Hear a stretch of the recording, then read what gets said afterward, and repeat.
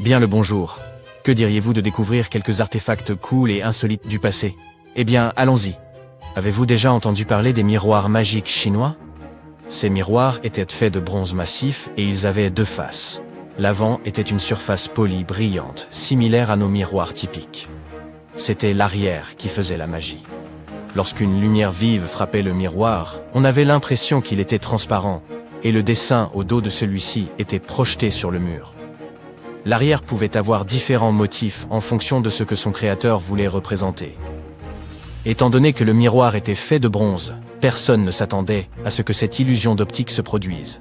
Ces anciens artefacts remontent au 3e millénaire avant Jésus-Christ. Ils sont devenus populaires en Chine et ont été produits en grand nombre à l'époque. Finalement, leur renommée s'est estompée. Pendant des siècles, la magie de ces miroirs a déconcerté à la fois le public et les érudits. Au XIe siècle, le savant chinois Shen Kuo a décidé d'étudier ces miroirs. Par chance, il en avait 3. Il a été surpris par la capacité du métal à se comporter comme s'il était transparent. Il pensait que certaines techniques de trempe avaient créé des rides à la surface du miroir pour le rendre translucide. Pourtant, ces rides étaient imperceptibles à l'œil humain. Il s'avère qu'il avait raison. De nombreux chercheurs ont essayé de percer le secret des miroirs ouverts au fil des siècles, mais tous sont restés bredouilles. Finalement, en 1932, un certain William Bragg a découvert que Shen Kuo avait vu juste depuis le début au sujet de ces rides de surface imperceptibles. De temps à autre, les gens ouvrent plusieurs onglets dans leur navigateur et arrivent à un point où il n'y a plus de place pour en ouvrir un nouveau. Apparemment, cela se produisait aussi bien avant l'invention des ordinateurs et d'Internet. Voici le navigateur du XVIe siècle. Il s'agit d'une rousse à livres grandeur nature. C'est une sorte d'étagère de bibliothèque rotative, faite sur mesure. Gregory Haworth, un médiéviste et spécialiste des sciences textuelles, affirme que cet outil avait un système d'engrenages épicycloïdaux.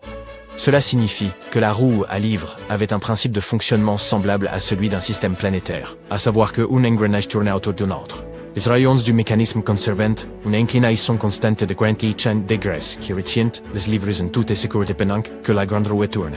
Auparavant, les gens utilisaient cet outil pour rédiger des encyclopédies et pour recopier des œuvres classiques. Dans ce genre de travail, une personne doit avoir de nombreux livres ouverts en même temps afin de pouvoir consulter facilement des informations provenant de différentes sources. L'ingénieur italien Agostino Ramelli aurait été l'inventeur de cette machine de la Renaissance. Et si je vous disais que des pêcheurs d'éponges en Grèce ont accidentellement retrouvé un ordinateur antique? Ils ont extrait cet artefact d'une épave près de l'île d'Anticythère en 1901. Les scientifiques l'ont baptisé le mécanisme d'Anticythère et le considèrent comme le plus ancien ordinateur mécanique jamais découvert. La machine ressemble à un morceau de bronze, mais elle présente une sorte de mécanisme composé de roues et d'engrenages. Les experts ont donc d'abord supposé qu'il s'agissait d'un outil d'astronomie. Toutefois, grâce à la radiographie, ils ont découvert que l'instrument était bien plus complexe qu'ils ne l'avaient d'abord pensé. L'artefact était destiné à calculer les positions astronomiques, à suivre le cycle de 4 ans des Olympiades, et bien d'autres choses. Il contenait une boîte avec des cadrans sur l'extérieur ainsi qu'un assemblage de roues dentées. On ignore toujours qui a bien pu construire un instrument doté d'un tel niveau de complexité il y a stocké et pourquoi cette technologie a été perdue. Après avoir constaté à quel point l'appareil était sophistiqué, les chercheurs ont bien dû accepter que leur perception de l'ingénierie grecque antique était erronée. Le professeur Michael Edmonds de l'université de Cardiff admet que, sur la base des connaissances liées à leur disposition, ce mécanisme ne devrait même pas exister. Edmonds affirme que la machine est unique en son genre et que ses calculs astronomiques sont précis. Pour lui, le mécanisme d'Anticythère serait plus précieux que la Joconde. En 1929, des chercheurs travaillant au musée du palais de Topkapi, en Turquie, ont découvert une carte. Elle est devenue célèbre comme étant la plus ancienne carte à représenter les Amériques. Le capitaine Piri Reis a lui-même tracé cette carte détaillée sur une peau de gazelle en 1513. Il a illustré l'Europe, l'Afrique du Nord, la côte du Brésil et plusieurs îles, comme les Açores et les îles Canaries. Le plus excitant est qu'il a créé cette carte seulement 21 ans après que Colomb ait posé le pied sur le Nouveau Monde. Enfin, il était nouveau pour lui. Piri Reis était un cartographe et un amiral accompli à la tête de la flotte ottomane. Cependant, lorsqu'il a tracé cette carte, il ne s'est pas seulement appuyé sur sa propre expertise en matière de navigation. Il l'a créée en compilant et en faisant référence à 20 autres cartes régionales, comme la carte arabe de l'Inde, 4 cartes portugaises et la carte des parties occidentales dessinée par Colomb. Oui, la partie qu'il a obtenue de Colomb a fait battre le cœur de nombreux historiens. Ce dernier l'avait tracée lors de son 3e voyage vers le Nouveau Monde et l'avait faite parvenir en Espagne en 1498. On suppose qu'elle a été perdue. Étonnamment, les historiens peuvent maintenant comprendre ce que Colomb avait relevé en regardant la carte de Piri Reis. Anecdote amusante. Il a également dessiné une autre carte du monde en 1528. Même si seul à peu près 1/6 de cette carte a subsisté, il est clair qu'elle décrit la partie nord-ouest de l'Atlantique, la région allant du Venezuela jusqu'à Terre-Neuve et la pointe sud du Groenland. La carte figurait également l'Antarctique des siècles avant sa découverte. Les historiens ont dû repenser la chronologie de l'histoire après avoir obtenu cette information sensationnelle, car Piri Reis avait décrit en détail la topographie de l'Antarctique sans ses glaces. Dans les années 1930, des ouvriers ont découvert des dizaines de sphères mégalithiques au Costa Rica. Localement, elles sont connues sous le nom de bola de piedra, littéralement les boules de pierre. Elles ont été fabriquées par une civilisation depuis longtemps oubliée. Ce qui est intéressant au sujet de ces sphères, c'est leur forme. Elles sont parfaitement rondes. Comment d'anciennes peuplades ont pu produire des formes aussi précises demeure un mystère. Les sphères sont de tailles différentes. Imaginez-en une petite, comme une balle de tennis. Puis placez-en une autre à côté, de 2 mètres de diamètre. Les sphères les plus grandes pesaient jusqu'à 16 tonnes. Les archéologues sont certains que ces boules sont d'origine humaine. Pourtant, leur fonction reste incertaine. Certains prétendent que ces sphères pourraient même représenter le système solaire, ou pourraient en avoir été inspirées par les différentes phases du Soleil et de la Lune. D'autres avancent que la disposition des pierres ferait référence aux maisons des différents chefs de cette culture. La plupart de ces sphères de pierre ont été sculptées à partir de granodiorite, une roche dure, similaire au granit. Les experts pensent que les anciens utilisaient des pierres plus petites, du même matériau comme outil pour façonner les sphères. Ils pensent également que les sculpteurs en ont probablement chauffé certaines parties avant de les refroidir rapidement. Cela aurait pu les aider à extraire les couches extérieures de ces roches.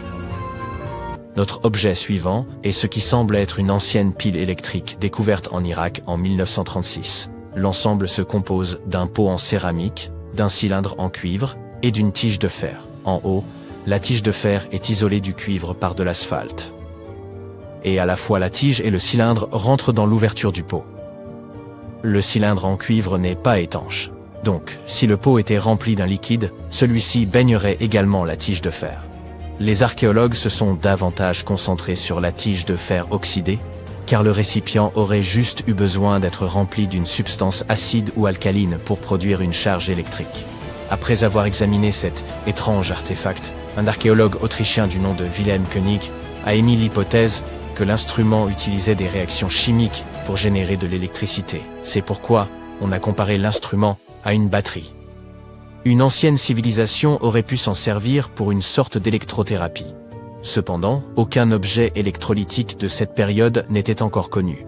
Ainsi, l'hypothèse de König a été rejetée par de nombreux archéologues, mais personne n'a non plus été en mesure de la réfuter totalement. L'origine et la fonction de ce récipient restent vagues à ce jour. Vous voulez voir le plus ancien atelier d'art du monde? En 2011, des archéologues ont retrouvé des coquilles vieilles de 100 000 ans dans une grotte sud-africaine. Ces coquillages étaient utilisés pour fabriquer de la teinture. Un revêtement de poudre rouge vif à l'intérieur d'une paire de ces coquilles en est la preuve.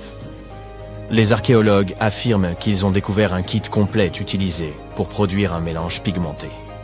Dans une autre partie de la grotte, plusieurs peintures étaient exposées avec de petites étiquettes de prix dessus, destinées à la vente. Non, je plaisante, bien que celle-ci rendrait vraiment bien au-dessus de mon canapé. Quand tu entends parler de ruines anciennes, tu ne les imagines jamais suspendues quelque part, ou simplement accrochées à la branche d'un arbre, n'est-ce pas? En fait, pour la plupart des objets anciens que nous avons exposés dans les musées du monde entier, les archéologues ont fait un travail de fouille impressionnant. Tu vois, Les bâtiments ont cette drôle de façon de se dégrader avec le temps si l'on n'en prend pas soin correctement. Parfois, nous devons réutiliser certains matériaux de construction et une bâtisse plus ancienne peut alors être sacrifiée dans le processus. D'autres fois, les maisons sont abandonnées et dès qu'elles sont exposées aux éléments en surface, comme la pluie ou le soleil, elles n'ont plus aucune chance. Certaines s'écroulent tout simplement sous l'effet de la bonne vieille érosion. La seule façon pour un édifice de survivre à l'épreuve du temps est d'être enterré en profondeur. Mais comment ces architectures finissent-elles par être enterrées? C'est une véritable comédie d'erreurs. Les villes anciennes avaient l'habitude d'élever progressivement le niveau de leur sol, comme un enfant qui ajoute des garnitures à sa coupe glacée. En effet, ces colonies étaient toujours occupées à collecter de la nourriture et des matériaux de construction pour faire face à l'augmentation constante de leur population. Mais qui a le temps de s'occuper des déchets et des ordures? À l'époque, ce n'était pas vraiment une priorité sur leur liste de tâches. Ainsi, lorsqu'il s'agissait de construire de nouvelles maisons, les civilisations anciennes économisaient leur sueur et leurs larmes, en empilant les décombres et en construisant directement dessus. Mais ce n'est pas tout. De temps en temps, les rivières entrent en crue et déposent une couche de sédiments sur le sol des villes. Cela a pour effet d'encapsuler encore davantage ces anciennes constructions. Et dans les régions sèches, comme le désert, où le vent aime à montrer ses mouvements de danse de sable et de poussière, tu peux parier que c'était une lutte constante pour garder les établissements propres. Un exemple hilarant est celui du Sphinx, dont la tête était enfouie dans le sable jusqu'à ce qu'un groupe d'archéologues le mette au jour en 1917. Certaines villes anciennes ont fini par être recouvertes parce qu'elles étaient complètement abandonnées. Avec moins d'activité humaine pour contrôler leur expansion, les graines de plantes n'ont pas pu résister à l'opportunité et ont germé un peu partout. Elles ont absorbé le dioxyde de carbone de l'air et se sont développées, ajoutant de plus en plus de volume au sol. Scieuses racines effrontées ont même décidé de stabiliser le sol constitué de matière végétale en décomposition, créant ainsi plusieurs couches de terre. C'est comme si Mère Nature s'était lancée dans un ultime projet de bricolage, avec les plantes comme fidèles auxiliaires. Fouiller dans les secrets des civilisations anciennes, ce n'est pas seulement déterrer un monde perdu, c'est aussi une quête épique pour révéler les trésors cachés sous les couches de l'histoire. Mais comment les archéologues savent-ils d'abord où creuser? Si tout est recouvert de multiples couches de sédiments, de débris et de racines de plantes, ils doivent avoir une sorte de système auquel ils se fient avant de se lancer dans un nouveau projet, n'est-ce pas? Tout d'abord, ce ne sont pas toujours eux qui suggèrent des fouilles archéologiques à tel ou tel endroit. Je m'explique. Supposons que tu sois un entrepreneur et que tu souhaites construire un nouveau complexe d'appartements luxueux dans ta ville. Cependant, certaines législations locales imposent des exigences avant que ton projet ne puisse démarrer. Par exemple, avant de commencer à construire sur un terrain, il peut être nécessaire de faire appel à des spécialistes pour vérifier le sol. Scieuses personnes intelligentes peuvent être des archéologues, des géologues ou des paléontologues, et elles doivent garder un œil sur le processus en phase de développement. En cas de découverte d'artefacts ou d'écofacts, termes savants pour désigner des vestiges organiques, ces experts interviennent pour les fouiller et les étudier. Mais qu'en est-il des sites qui n'ont rien à voir avec les bulldozers et les chapeaux jaunes? Les archéologues ont plus d'un tour dans leur sac lorsqu'il s'agit de localiser les points chauds de l'Antiquité. Ils plongent dans les archives historiques et font un travail de détective. En recherchant de vieux documents et de vieilles cartes, ils peuvent reconstituer le puzzle de l'activité humaine dans une région donnée. Si un site a déjà été visité, c'est encore mieux. La découverte de traces de fouilles antérieures ou de récits historiques peut donner aux archéologues de nombreuses informations sur les endroits où poursuivre leur chasse au trésor. Avant de commencer à manier leur pelle, les archéologues se livrent à une sorte de balayage visuel.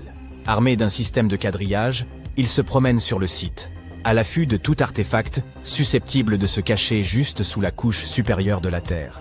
Qu'il s'agisse d'outils en pierre taillée, de verres historiques ou même d'anciennes décharges, oui, elles ont aussi de la valeur. Ces explorateurs à l'œil vif peuvent repérer des signes d'activité humaine plus rapidement que la plupart des gens.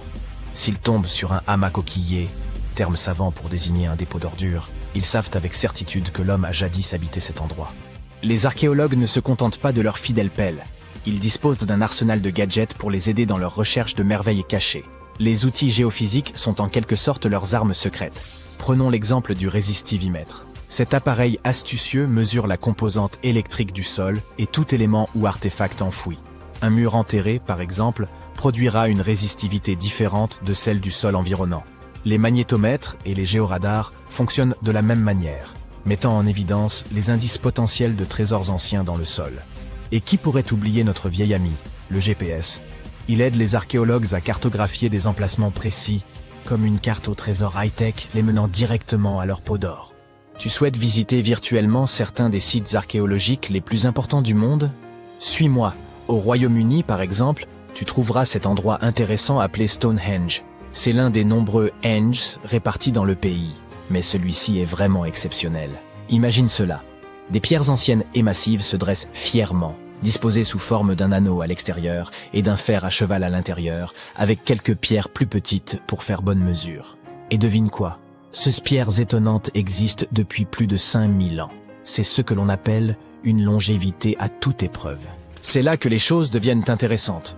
Selon le folklore local, le légendaire magicien Merlin a sorti sa baguette magique et a téléporté ces pierres massives depuis l'Irlande. Apparemment, des géants les avaient assemblées là-bas, mais Merlin a décidé qu'elles seraient bien plus belles à leur nouvel emplacement. D'autres pensent qu'il s'agit simplement des ruines d'un ancien édifice spirituel romain.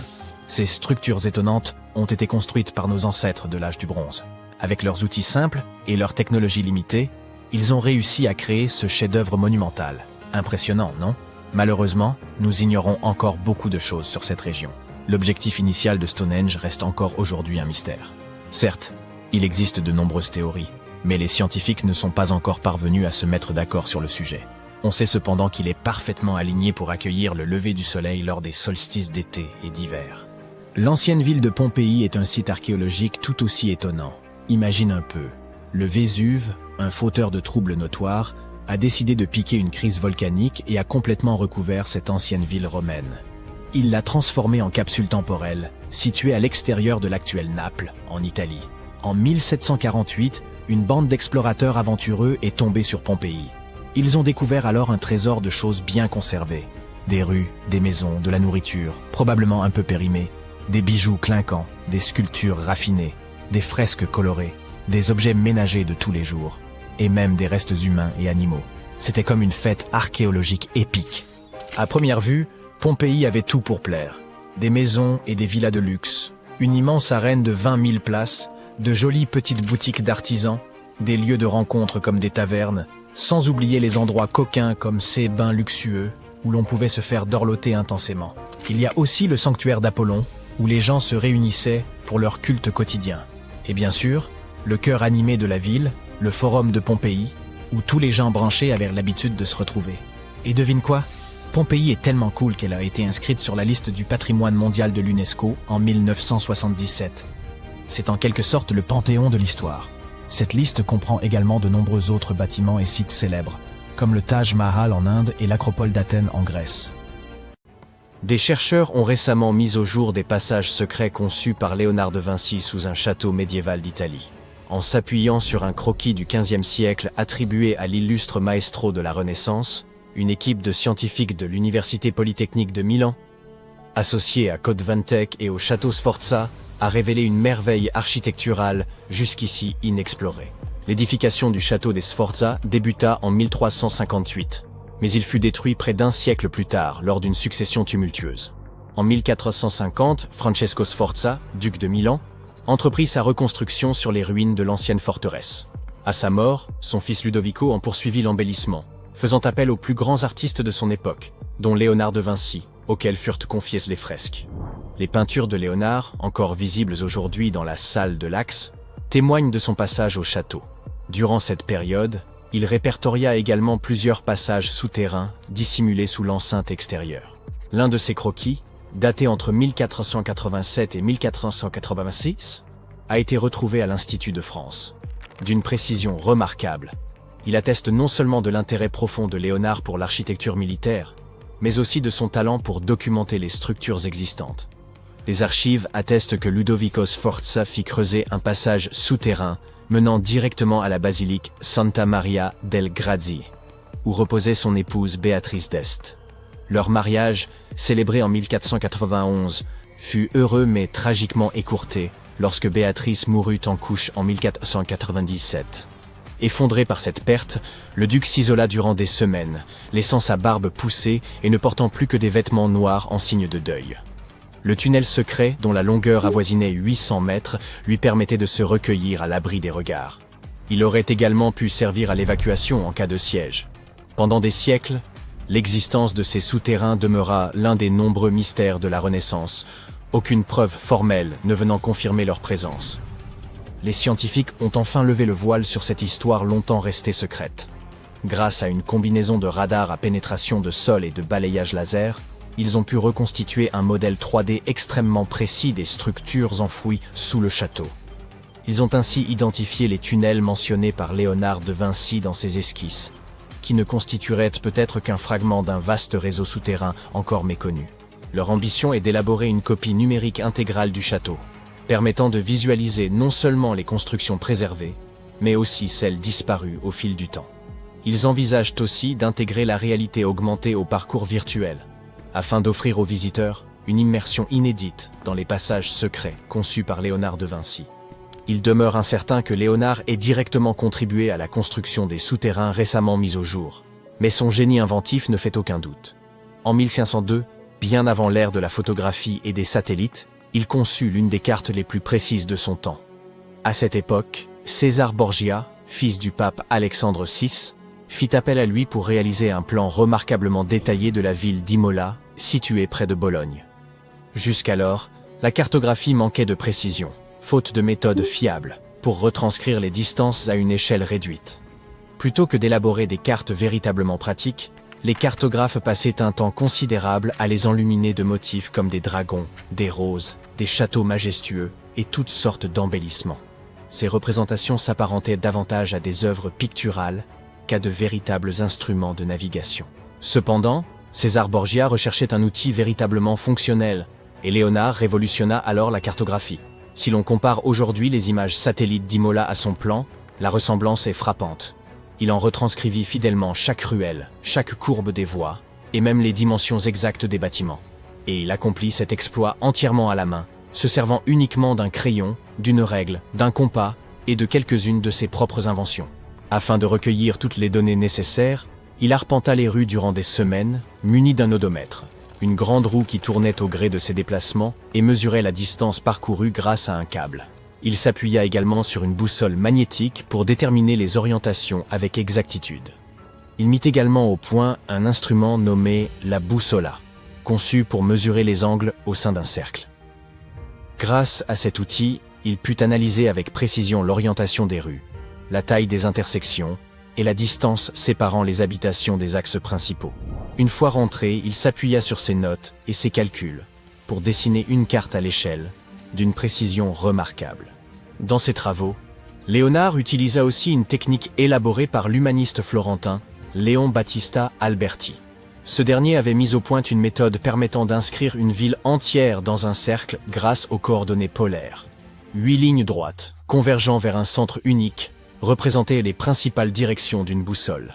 Léonard appliqua ce système à la cartographie d'Imola, divisant la ville en 8 sections et n'omettant aucun bâtiment, même le plus insignifiant, ce qui fit de sa carte l'une des plus avancées de son époque. L'illustre inventeur nourrissait un rêve ambitieux: concevoir une machine permettant à l'homme de voler. Il observa minutieusement les oiseaux, les chauves-souris et les cerfs-volants afin d'en comprendre le déplacement dans l'air, puis il dessina une machine volante, l'ornithoptère. Selon lui, en imitant ses mouvements naturels, l'être humain pourrait s'élever dans les cieux. Son prototype évoquait l'apparence d'une chauve-souris, avec 2 grandes ailes effilées d'une envergure dépassant les 10 mètres. Pour garantir l'équilibre entre résistance et légèreté, il envisagea d'en fabriquer l'armature en bois de pin et de la recouvrir de soie brute. Le pilote de l'engin devait s'allonger à plat ventre sur une planche en bois située en son centre. L'activation des ailes nécessitait un pédalier relié à un système de tiges et de poulies, tandis qu'une manivelle supplémentaire permettait d'accroître la puissance. Un casque aérodynamique servait également à assurer le contrôle de l'appareil. En synchronisant les mouvements de ses mains et de ses pieds, le pilote aurait pu faire battre et pivoter les ailes, à l'image d'un oiseau en vol. Cependant, un obstacle majeur demeurait. La force humaine ne suffisait pas à générer la portance nécessaire au décollage. Si l'engin avait pu fonctionner une fois en altitude, il était en revanche impossible pour un individu seul de l'élever du sol. Léonard en avait sans doute conscience, mais son concept influença toutefois la conception des machines volantes imaginées quelques siècles plus tard. Léonard de Vinci fut en avance sur son temps avec nombre de ses inventions, mais son concept d'automate humanoïde se distinguait par son caractère visionnaire. Sous le patronage de la famille Sforza, connue notamment pour la construction des anciens tunnels, Il imagina un chevalier mécanique capable de mouvoir ses bras, de pivoter la tête, et même d'ouvrir et fermer la bouche. Sa maîtrise de l'anatomie et des mécanismes du mouvement corporel lui permit de concevoir cette machine singulière. Son fonctionnement reposait sur un système externe de câbles, mis en action par une manivelle et complété par un ensemble d'engrenages internes. Environ 450 ans plus tard, dans les années 1950, les croquis détaillés du chevalier mécanique de Vinci furent redécouverts. Des chercheurs tentèrent alors de recréer ce robot à partir des dessins originaux. En 2002, un roboticien du nom de Mark Rosheim, ayant travaillé pour la NASA et Lockheed Martin, s'inspira de ces notes anciennes pour concevoir un modèle fonctionnel du chevalier mécanique de Vinci. Un autre projet conçu par Léonard pour le Dux Forza était un pont innovant, pensé pour être démontable et facilement transportable. Destiné aux troupes en campagne devant franchir rivières et douves, ce pont était conçu pour pivoter au-dessus de l'eau et se poser sur l'autre rive.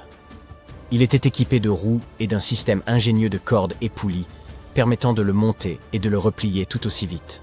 Pour en assurer la stabilité, il prévoyait l'ajout d'un contrepoids spécifique. Dans ses notes, Léonard décrivit son pont comme léger mais solide et en conçut plusieurs variantes pour le duc. Parmi ses autres créations figurait un modèle de pont à assemblage ultra rapide, conçu pour permettre aux troupes de franchir successivement plusieurs cours d'eau.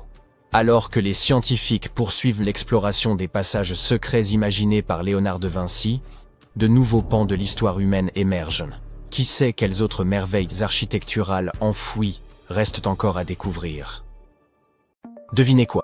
Un immense océan pourrait se dissimuler sous nos pieds, enfoui entre 400 et 650 km de profondeur. Il serait même plus vaste que tous les océans de surface réunis.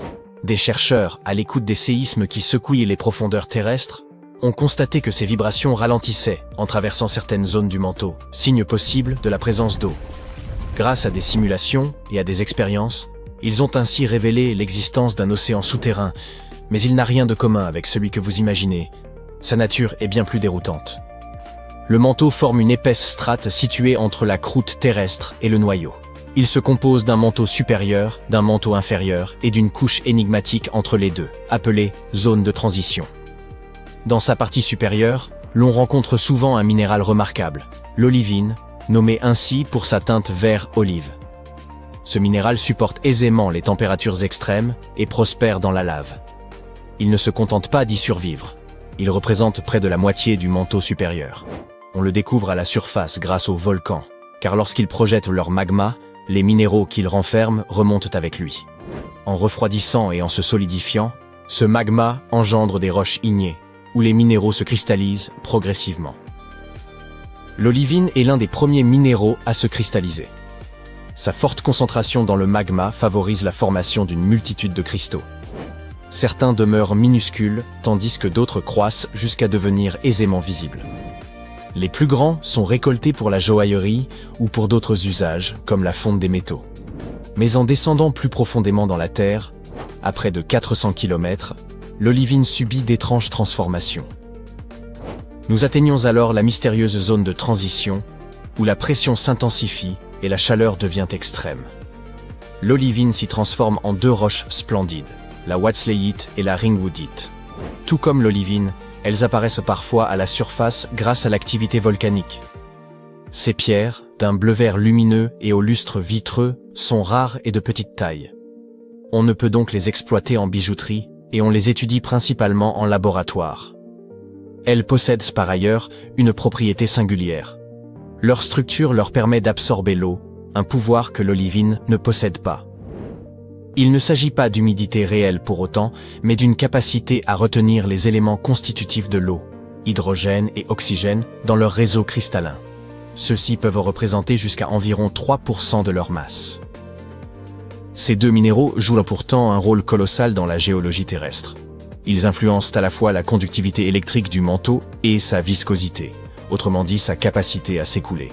Ces propriétés modifient la convection mantelique, la tectonique des plaques et même l'activité volcanique. Sans ces cristaux microscopiques, notre planète serait méconnaissable. Elle pourrait être presque entièrement submergée. Seuls quelques sommets émergeant des flots. Ils nous permettent aussi de mieux comprendre le comportement de l'eau dans son ensemble. La zone de transition se distingue par son caractère hydraté. C'est là qu'intervient une récente découverte majeure, l'existence d'un vaste réservoir d'eau souterrain. En étudiant le comportement de l'eau à de telles profondeurs, les scientifiques ont observé qu'à mesure que la ringwoodite, chargée en eau, s'enfonce vers le manteau inférieur, elle commence légèrement à fondre. Ce processus lui permet de libérer une partie de son eau, qui se retrouve ensuite piégée dans les profondeurs plutôt que de circuler librement. Toutefois, cette eau n'existe ni sous forme liquide, ni solide, ni gazeuse. Elle demeure chimiquement liée aux structures minérales environnantes. Il ne s'agit donc pas d'un océan au sens traditionnel du terme, mais d'une immense réserve aquifère enfouie. Cette découverte est capitale, car elle bouleverse notre compréhension du cycle hydrologique terrestre, révélant que l'eau circule aussi à travers des zones cachées au plus profond du globe. Une autre révélation fascinante au sujet de l'eau est qu'elle pourrait exister sous un mystérieux quatrième état de la matière. Nous la connaissons sous ses formes solides, liquides et gazeuses, mais soumise à des pressions extrêmes dans des espaces infimes, elle adopte un état inédit appelé effet tunnel. Ce phénomène a été observé dans un minéral nommé béryl, au sein duquel se trouvent de minuscules canaux hexagonaux, d'à peine 5 atomes de largeur. Ces canaux se comportent comme de petites cages, capables de piéger des molécules d'eau isolées, à l'instar de la wachsleite et de la ringwoodite. Dans ces conditions extrêmes, les molécules d'eau ne suivent plus les lois de la physique classique, mais celles plus étranges et subtiles de la physique quantique. Le phénomène de tunnel quantique permet à certaines particules d'exister en plusieurs lieux à la fois ou de traverser des obstacles théoriquement infranchissables. Imaginez une balle qui, au lieu d'escalader une colline, se retrouve de l'autre côté, comme si elle l'avait traversée. Les atomes d'hydrogène présents dans le béryl se comportent de manière comparable à ces petites balles. Normalement, chacun d'eux occuperait une position bien définie, mais lors de l'expérience, les chercheurs ont constaté qu'ils apparaissaient simultanément à plusieurs endroits. Ensemble, ils formaient un motif rappelant deux anneaux ondulants, comme si les molécules d'eau s'étaient étalées en une forme circulaire diffuse. Cet état inédit de l'eau, jamais observé auparavant, transforme notre compréhension de son comportement sous conditions extrêmes et ouvre de nouvelles perspectives pour la biologie. L'ensemble de ces découvertes pousse les chercheurs à repenser l'origine véritable de l'eau terrestre. Élément vital à toute forme de vie connue, elle recouvre environ 71% de notre planète et compose également l'essentiel du corps humain. Comprendre comment l'eau apparaît dans l'espace et sur d'autres mondes pourrait donc nous guider dans la recherche de la vie extraterrestre. Selon l'une des principales hypothèses, lors de la formation de la Terre, les matériaux s'agrégeant pour constituer la planète contenaient déjà de l'eau, ou du moins les éléments nécessaires à sa création. La Terre prit forme il y a environ 4,5 milliards d'années. Sous l'effet de la gravité, notre planète naissante se constitua peu à partir de poussière, de gaz et de roches en orbite autour du jeune Soleil. Ces éléments s'assemblèrent progressivement pour engendrer les planètes du système solaire. Or, les régions internes de ce nouveau système étaient alors brûlantes. Bien trop pour que l'eau subsiste à l'état liquide. Elle se serait immédiatement évaporée dans l'espace. Toutefois, il est possible qu'une partie de cette eau ait été enfermée dans les roches primitives ayant bâti la Terre. Certains de ces blocs de construction contiendraient même davantage d'hydrogène que l'ensemble de nos océans actuels, ce qui expliquerait la présence d'eau jusque dans les profondeurs terrestres. Plus tard, l'activité volcanique aurait pu libérer cette eau emprisonnée sous forme de vapeur, qui se serait alors condensée avant de retomber sous forme de pluie, remplissant notre jeune planète de mers et de lacs. Une autre hypothèse suggère qu'après la formation de la Terre, l'eau aurait été apportée par des visiteurs cosmiques gorgés d'humidité, tels que les comètes et les astéroïdes venus s'écraser sur notre planète. Jadis, le système solaire interne était un lieu tumultueux et chaotique à l'image de notre chaîne. Ha ha ha ha! Lorsque les planètes géantes modifièrent leurs orbites, un effet en chaîne s'ensuivit, connu aujourd'hui sous le nom de grand bombardement tardif. Cette période vit une pluie de blocs glacés s'abattre sur les planètes internes, dont la Terre. Pendant longtemps, les scientifiques crurent que cet épisode, accompagné de l'impact des comètes, avait constitué la principale source de notre eau. Toutefois, l'analyse chimique révéla que l'eau des comètes différait sensiblement de celle de nos océans. En revanche, l'eau contenue dans certains astéroïdes présentait une composition quasi identique à la nôtre. Certains échantillons renfermaient même des traces de matière organique. Il se pourrait aussi qu'une planète voisine nous ait prêté main forte. Il y a environ 4 milliards et demi d'années, un astre de la taille de Mars, baptisé Theia, serait entré en collision avec la Terre. Ce choc cataclysmique fit fondre une partie du manteau terrestre et engendra la formation de la Lune. Peut-être Theia apportait-elle également de l'eau. Enfin, il n'est pas exclu que la Terre ait produit la sienne. Selon les lois de la chimie, l'hydrogène aurait pu réagir avec la roche en fusion des immenses océans de magma primitifs pour donner naissance aux premières mers. Il est d'ailleurs possible que tous ces scénarios soient avérés et que l'eau terrestre provienne de plusieurs sources. Ceci rend nos recherches plus ardues, mais révèle à quel point l'eau se montre versatile dans l'univers. Il y a des kilomètres de zones non découvertes sous la croûte terrestre dont nous ne pouvons même pas nous approcher. Les scientifiques ont découvert ce qui semble être des montagnes souterraines enfouies dans le manteau. Notre planète est divisée en 3 couches, la croûte, le manteau et le noyau. La croûte est l'endroit où vivent et prospèrent 8 milliards de personnes, des trillions d'arbres et des millions d'animaux. Il existe également différents types de croûtes dans la Terre et dans l'océan. La croûte océanique contient des roches uniques et est plus dense que la croûte terrestre. Nous voyons tous comment, dans les manuels scolaires, la Terre est divisée et codée par couleur pour montrer la croûte, le manteau et le noyau. Mais il existe aussi des couches spéciales entre les deux, dont beaucoup de personnes ne parlent pas. Le manteau est divisé en une partie supérieure et une partie inférieure, ce qui constitue la zone de transition. Comme le manteau agit en tant que centre de recyclage géologique, la tectonique des plaques ne se déplace pas seulement d'un côté à l'autre, mais aussi de haut en bas. C'est d'ailleurs pour cela que tous les volcans sont apparus.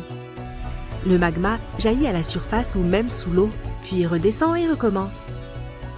Les zones de transition descendent à 400 km, puis à 660 km. Et dans cette couche inférieure, les scientifiques continuent de découvrir des paysages cachés. Les montagnes du manteau sont plus accidentées et beaucoup plus grandes que celles de la croûte.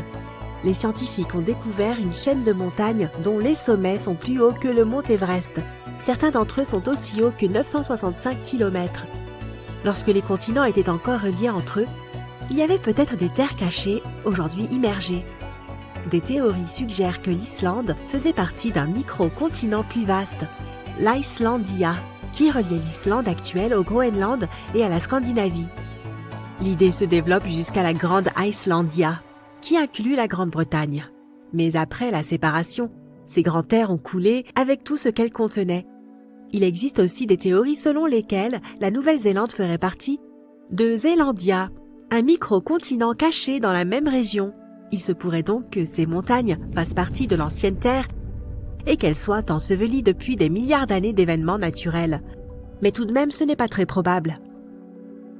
Selon une théorie, ces chaînes de montagnes souterraines pourraient être les restes de plaques de roches qui sont descendues de la surface vers la zone de transition lors du déplacement des plaques tectoniques. En s'enfonçant, les gros morceaux se sont décomposés en plus petits. Et en s'accumulant au fil des millions d'années, ils ont formé ce qui ressemble à des montagnes souterraines. Le manteau étant la zone de recyclage géologique, il est probable que les roches qui se trouvent en bas faisaient autrefois partie de la surface. Il ne s'agissait pas de grands morceaux de terre qui se seraient retrouvés cachés comme les chiens cachent des os dans le jardin. Mais il faut beaucoup plus de temps pour cacher des montagnes. Certaines parties du manteau semblent être lisses, alors que d'autres le sont moins. Les parties qui présentent un amas de roches pourraient contenir des éléments cachés dans les montagnes souterraines. Les parties plus lisses n'ont pas une grande activité sismique ou volcanique, alors que les parties rugueuses en ont une. La meilleure façon d'étudier ces paysages souterrains est d'attendre qu'un tremblement de terre ou une éruption volcanique se produise. Les sismologues peuvent observer l'intérieur de la Terre à l'aide de scanners spéciaux, tout comme les médecins utilisent les ultrasons pour examiner un patient. Un tremblement de terre suffisamment puissant peut envoyer des ondes de choc à l'intérieur de la Terre, même à travers le noyau, et les faire remonter à la surface. Selon l'endroit où elles se produisent, les sismologues peuvent observer et étudier l'intensité des ondes lorsqu'elles vont et viennent. Sur des roches lisses, les ondes peuvent se déplacer en ligne droite, mais dès qu'elles atteignent une zone rugueuse, les vagues ont tendance à se disperser. La température et la composition des matériaux peuvent accélérer ou ralentir le mouvement des ondes, mais ces informations ne sont pas très précises. et ne contribue pas beaucoup aux données réelles des montagnes souterraines. En analysant les ondes diffusées sur les navires et en utilisant le champ magnétique de la Terre, les scientifiques peuvent donc découvrir tout ce qu'ils ont besoin de savoir. Mais ces études permettent seulement de comprendre l'intérieur dans son état actuel et non de savoir comment la Terre a évolué au cours des 4,5 milliards d'années passées. Cependant, les scientifiques sont certains que les matériaux du manteau proviennent toujours du début de la formation initiale de la Terre. La question pourquoi ne pas creuser un trou jusqu'au centre de la Terre et voir ce qui se passe là-dessous peut sembler logique. Le trou le plus profond que l'homme ait creusé jusqu'à présent est celui de Kola Super Deep Borehole dans l'Arctique russe, qui atteint plus de 12 km de profondeur. Les habitants de la région affirment qu'ils peuvent entendre des cris qui viennent d'en bas. Il a fallu presque 20 ans pour forer aussi loin qu'ils l'ont fait, mais ce n'est littéralement qu'un effleurement de la surface de ce qui se trouve en dessous. Ils ont creusé environ un tiers de la croûte, ce qui représente seulement 0,2% du centre de la Terre. Arriver jusque là-bas nous dépasse, tout comme essayer d'atteindre le soleil. Aucun humain ne peut supporter la pression qu'il y a là-dessous. Pour descendre dans la fosse des Mariannes, le point le plus profond de la Terre, il faut un équipement spécial pour résister à l'immense pression. Construire cette technologie capable de nous amener au centre de notre planète coûtera une fortune. La découverte de diamants enfouis dans les profondeurs du Brésil montre que tout ce que nous faisons à la surface de la croûte terrestre peut avoir des répercussions à des kilomètres de profondeur, même au niveau du manteau. Les scientifiques ont déterré 6 diamants qui pourraient contenir de minuscules grains minéraux. Comme on les appelle dans le monde des minéraux, ces inclusions ont une composition chimique dont l'origine se situe dans les profondeurs de la Terre. Les diamants typiques se forment à des profondeurs inférieures à 200 km dans le manteau supérieur, où la température est extrêmement élevée. La haute pression et la température extrême qui règnent en bas cristallisent le carbone et créent les diamants. Mais les humains ne peuvent pas creuser jusque-là. Ils les explosent en détectant l'endroit où s'est produite une éruption volcanique profonde qui a expulsé ces diamants vers la surface. Ces éruptions se sont produites il y a des millions d'années lorsque les dinosaures régnaient sur la Terre. Elles ont expulsé les diamants qui se trouvaient dans le manteau et qui sont maintenant intégrés dans le matériau volcanique refroidi. C'est là que les gens les trouvent. Mais ces diamants spéciaux, trouvés au Brésil, proviennent d'un point beaucoup plus profond que d'habitude, ce qui peut aider davantage les scientifiques à étudier les profondeurs de la Terre. Ils peuvent extraire ces inclusions et les analyser en laboratoire pour savoir d'où viennent exactement ces minéraux. En laboratoire, les scientifiques étudient les inclusions qui ne font chacune que 15 à 40 microns de large, soit moins d'un quart de la largeur d'un cheveu humain. Ils ont découvert qu'elles contenaient de nombreux types de minéraux que l'on trouve dans la roche volcanique en surface. La composition de carbone du magma de la surface est très différente de celle des profondeurs de la Terre. Ce qui est fou, c'est que ces diamants dotés d'inclusions spéciales ne peuvent être trouvés qu'à 700 km dans le manteau inférieur. Avec seulement quelques échantillons découverts, nous ne savons pas ce qui se cache sous nos pieds. Il est possible que ces chaînes de montagnes souterraines plus hautes que le mont Everest contiennent des traces de diamants tout autour, ce qui inciterait les exploitants à les déterrer et à en saturer le marché. Ces diamants ont moins de défauts que les diamants classiques et peuvent même exister en plusieurs tailles. Il est possible de voir des diamants aussi grands qu'une voiture ou aussi petits qu'un grain de riz. Il pourrait même y avoir de nouveaux diamants ayant une composition chimique différente de celle des diamants que nous trouvons près de la surface. Le plus gros diamant du monde est le Cullinan, qui peut tenir dans la paume de ta main. Il pèse environ 0,6 kg et compte 3100 carats. Il a été découvert en 1905 en Afrique du Sud. Pour que quoi que ce soit puisse exister sur Terre, il faut du carbone. Pour résumer, le cycle du carbone consiste à ce que les plantes et les algues libèrent du dioxyde de carbone dans l'atmosphère ou le dissolvent dans l'eau grâce à la photosynthèse. Il est converti en hydrate de carbone et stocké sous forme de graisse. Plus tard, le dioxyde de carbone est libéré dans l'atmosphère par la respiration, ce dont profitent les plantes, et le cycle continue. Les scientifiques affirment qu'il pourrait même y avoir un cycle du carbone à l'intérieur de la Terre. La croûte océanique contient beaucoup de sédiments carbonés qui pourraient se mélanger à la couche supérieure et inférieure du manteau. Mais il n'y a pas encore assez de preuves pour étayer cette hypothèse.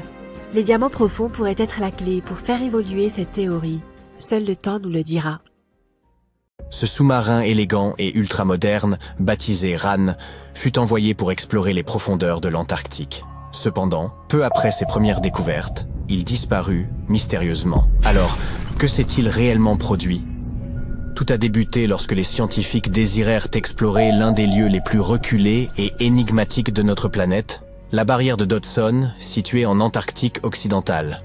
Ce colosse silencieux s'étend sur 50 km de large, soit presque la longueur de New York, entre deux promontoires glacés, les péninsules Martin et de Bear. Il recèle un monde entier de mystères géologiques.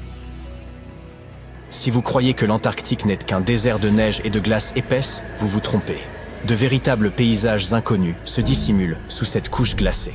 La face inférieure de la barrière de Dodson présente un terrain accidenté et dynamique, façonné par les forces lentes et implacables de la nature. On y trouve des formations de glace imposantes, des crevasses profondes et des structures étranges s'étendant sur des centaines de mètres. Les scientifiques sont extrêmement curieux vis-à-vis de ce territoire. Toutefois, comme vous pouvez l'imaginer, cet environnement n'est guère facile à explorer. Pour en apprendre davantage, il nous faudrait scruter la région via des satellites ou tenter de percer la glace pour rassembler, morceau par morceau, l'ensemble du panorama. Hélas, ces méthodes n'ont offert que des indices vagues et incomplets. La véritable percée s'est produite lorsque les scientifiques eurent l'idée d'envoyer des sous-marins pour explorer la barrière de Dodson. Grâce à des submersibles autonomes capables de plonger sous la glace, ils sont capables de révéler ce qui se cache réellement en profondeur. Ces explorateurs robotiques sont équipés de systèmes sonars impressionnants. C'est ce que font les chauves-souris ou les dauphins. Ils utilisent le son pour voir le monde. En résumé, ils émettent des ondes sonores sous l'eau, et lorsque ces ondes frappent un obstacle, comme la barrière de glace au-dessus ou le fond marin en dessous, elles réintègrent le système. Les animaux ressentent le temps que mettent les ondes sonores à revenir et les modifications qu'elles subissent, ce qui leur permet de localiser et d'interpréter leur environnement. Par exemple, les clics que les dauphins émettent leur indiquent où se trouvent les poissons. Nous avons reproduit cette astuce évolutive fascinante et l'avons adaptée à notre exploration sous-marine. Toutefois, notre version est bien plus performante, offrant un niveau de précision accru qui nous permet de créer des cartes 3D détaillées de l'environnement. Le sous-marin Ran faisait partie de ces explorateurs robotisés. Il doit son nom à la déité nordique de la mer. Ran avait été méticuleusement programmé pour naviguer à travers le paysage dangereux de l'Antarctique.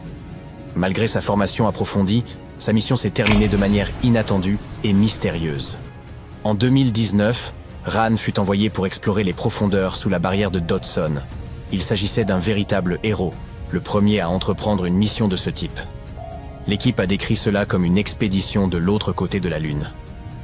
Pendant 27 jours consécutifs, il a opéré sans relâche, parcourant 1000 km sous l'épaisse couche de glace, l'équivalent d'un trajet de Paris à Berlin. Ran a franchi des limites bien au-delà de ce que quiconque aurait pu imaginer. À un moment donné, il a atteint plus de 16 km dans le ventre du glacier. Et ce qu'il a découvert là-bas était stupéfiant. Les scientifiques s'attendèrent à des surfaces de glace lisses et uniformes. Mais Ran a révélé un sous-sol marqué par de vastes fissures, des crêtes. Des formations ressemblant à des dunes de sable figées dans le temps. Enfin, il a repéré des motifs mystérieux en forme de tourbillons et de gouttes d'eau. Tout semblait davantage appartenir à l'art qu'à la géologie. Cela raconte en réalité l'histoire des plateformes de glace et de l'océan qui les entourent. L'eau chaude s'infiltre sous la glace et la fait fondre par en dessous. Parfois, elle lisse la glace, mais d'autres fois, elle creuse ses formes étranges et irrégulières, ressemblant à des motifs ou des dessins. Certaines de ces formes sont gigantesques, plus de 400 mètres de long. Cela équivaut à 3 terrains de football et demi. La raison pour laquelle elles ressemblent à des griffonnages tourbillonnants est que la Terre tourne. Cela fait que l'eau se déplace de manière particulière, pliant les formes et dessinant ses spirales. Cet effet porte le nom d'effet Coriolis. Imaginez que vous soyez sur un manège et que vous lanciez quelque chose, comme une balle. Elle suivrait une courbe, et non une ligne droite. Le même phénomène se produit avec l'eau sur Terre. Plus tard, les scientifiques ont découvert des motifs similaires dans d'autres plateformes de glace antarctique, bien que ceux sous Dodson soient bien plus spectaculaires. Cependant, Ran a également fait une découverte terrifiante. Il s'avère que ces eaux chaudes, en plus d'être de grandes artistes, représentent aussi un grave danger. La barrière de Dodson ne flotte pas paisiblement sur la mer. Elle fait partie d'un système très délicat et agit comme une barrière protectrice, retenue par de vastes glaciers en Antarctique occidentale. Bien que flottante sur l'océan, elle reste connectée à la Terre. Lorsque l'eau chaude s'infiltre et fait fondre la glace, la plateforme ne peut plus maintenir son ancrage à la terre de manière aussi ferme. La barrière protectrice commence alors à faiblir, ce qui permet aux glaciers situés derrière de s'écouler plus rapidement vers l'océan. Lorsque ces glaciers atteignent la mer, ils y ajoutent de l'eau, ce qui pourrait entraîner une élévation du niveau de la mer et potentiellement redessiner nos côtes. Ran est tombé sur de vastes poches où la glace fondait à un rythme alarmant, en raison de puissants courants sous-marins. C'était comme voir une horloge s'agiter au sein du glacier. Les enjeux étaient élevés, mais heureusement, le sous-marin était paré. Cette fois, il a réussi à rentrer sain et sauf.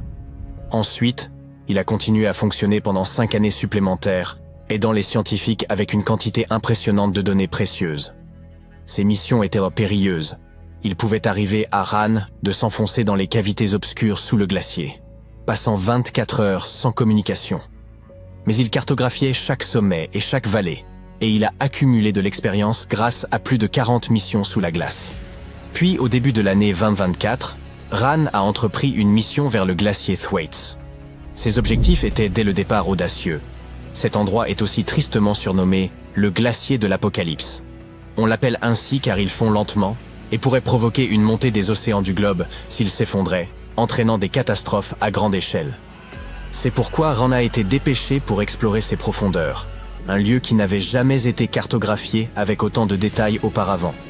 L'objectif était de découvrir les secrets du glacier, d'étudier sa fonte rapide et de comprendre pourquoi il se dégradait ainsi.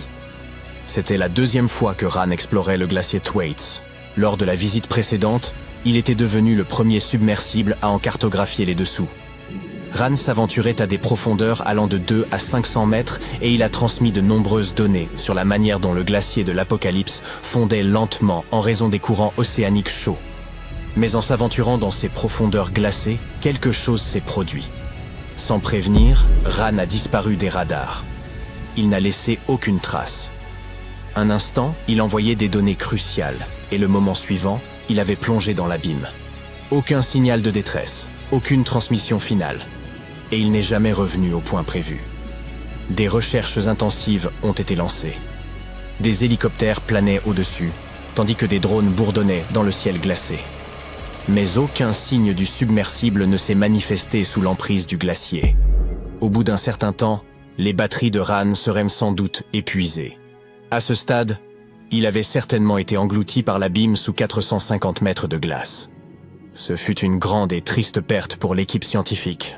Les chercheurs de l'université de Göteborg tentent désormais de remplacer Ran et de poursuivre leurs recherches sous le glacier Thwaites.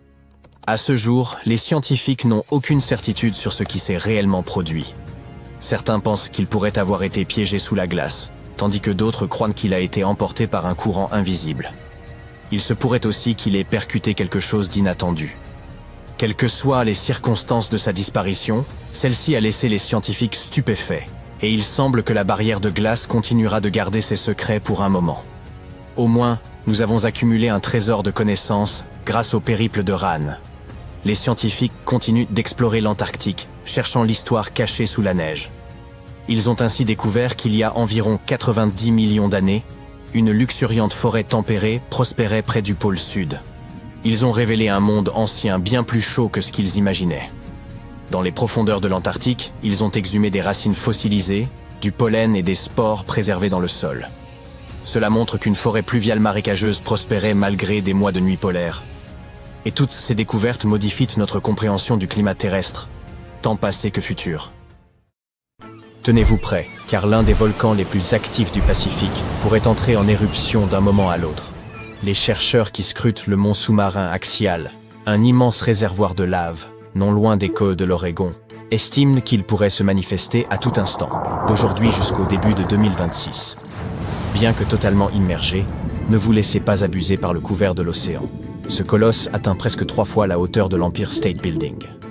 À mesure qu'il se dilate, tel un soufflet prêt à déborder dans une cuisine étoilée, les scientifiques frémissent d'anticipation, au point de préparer une retransmission en direct de l'éruption. Oui, vous avez bien entendu.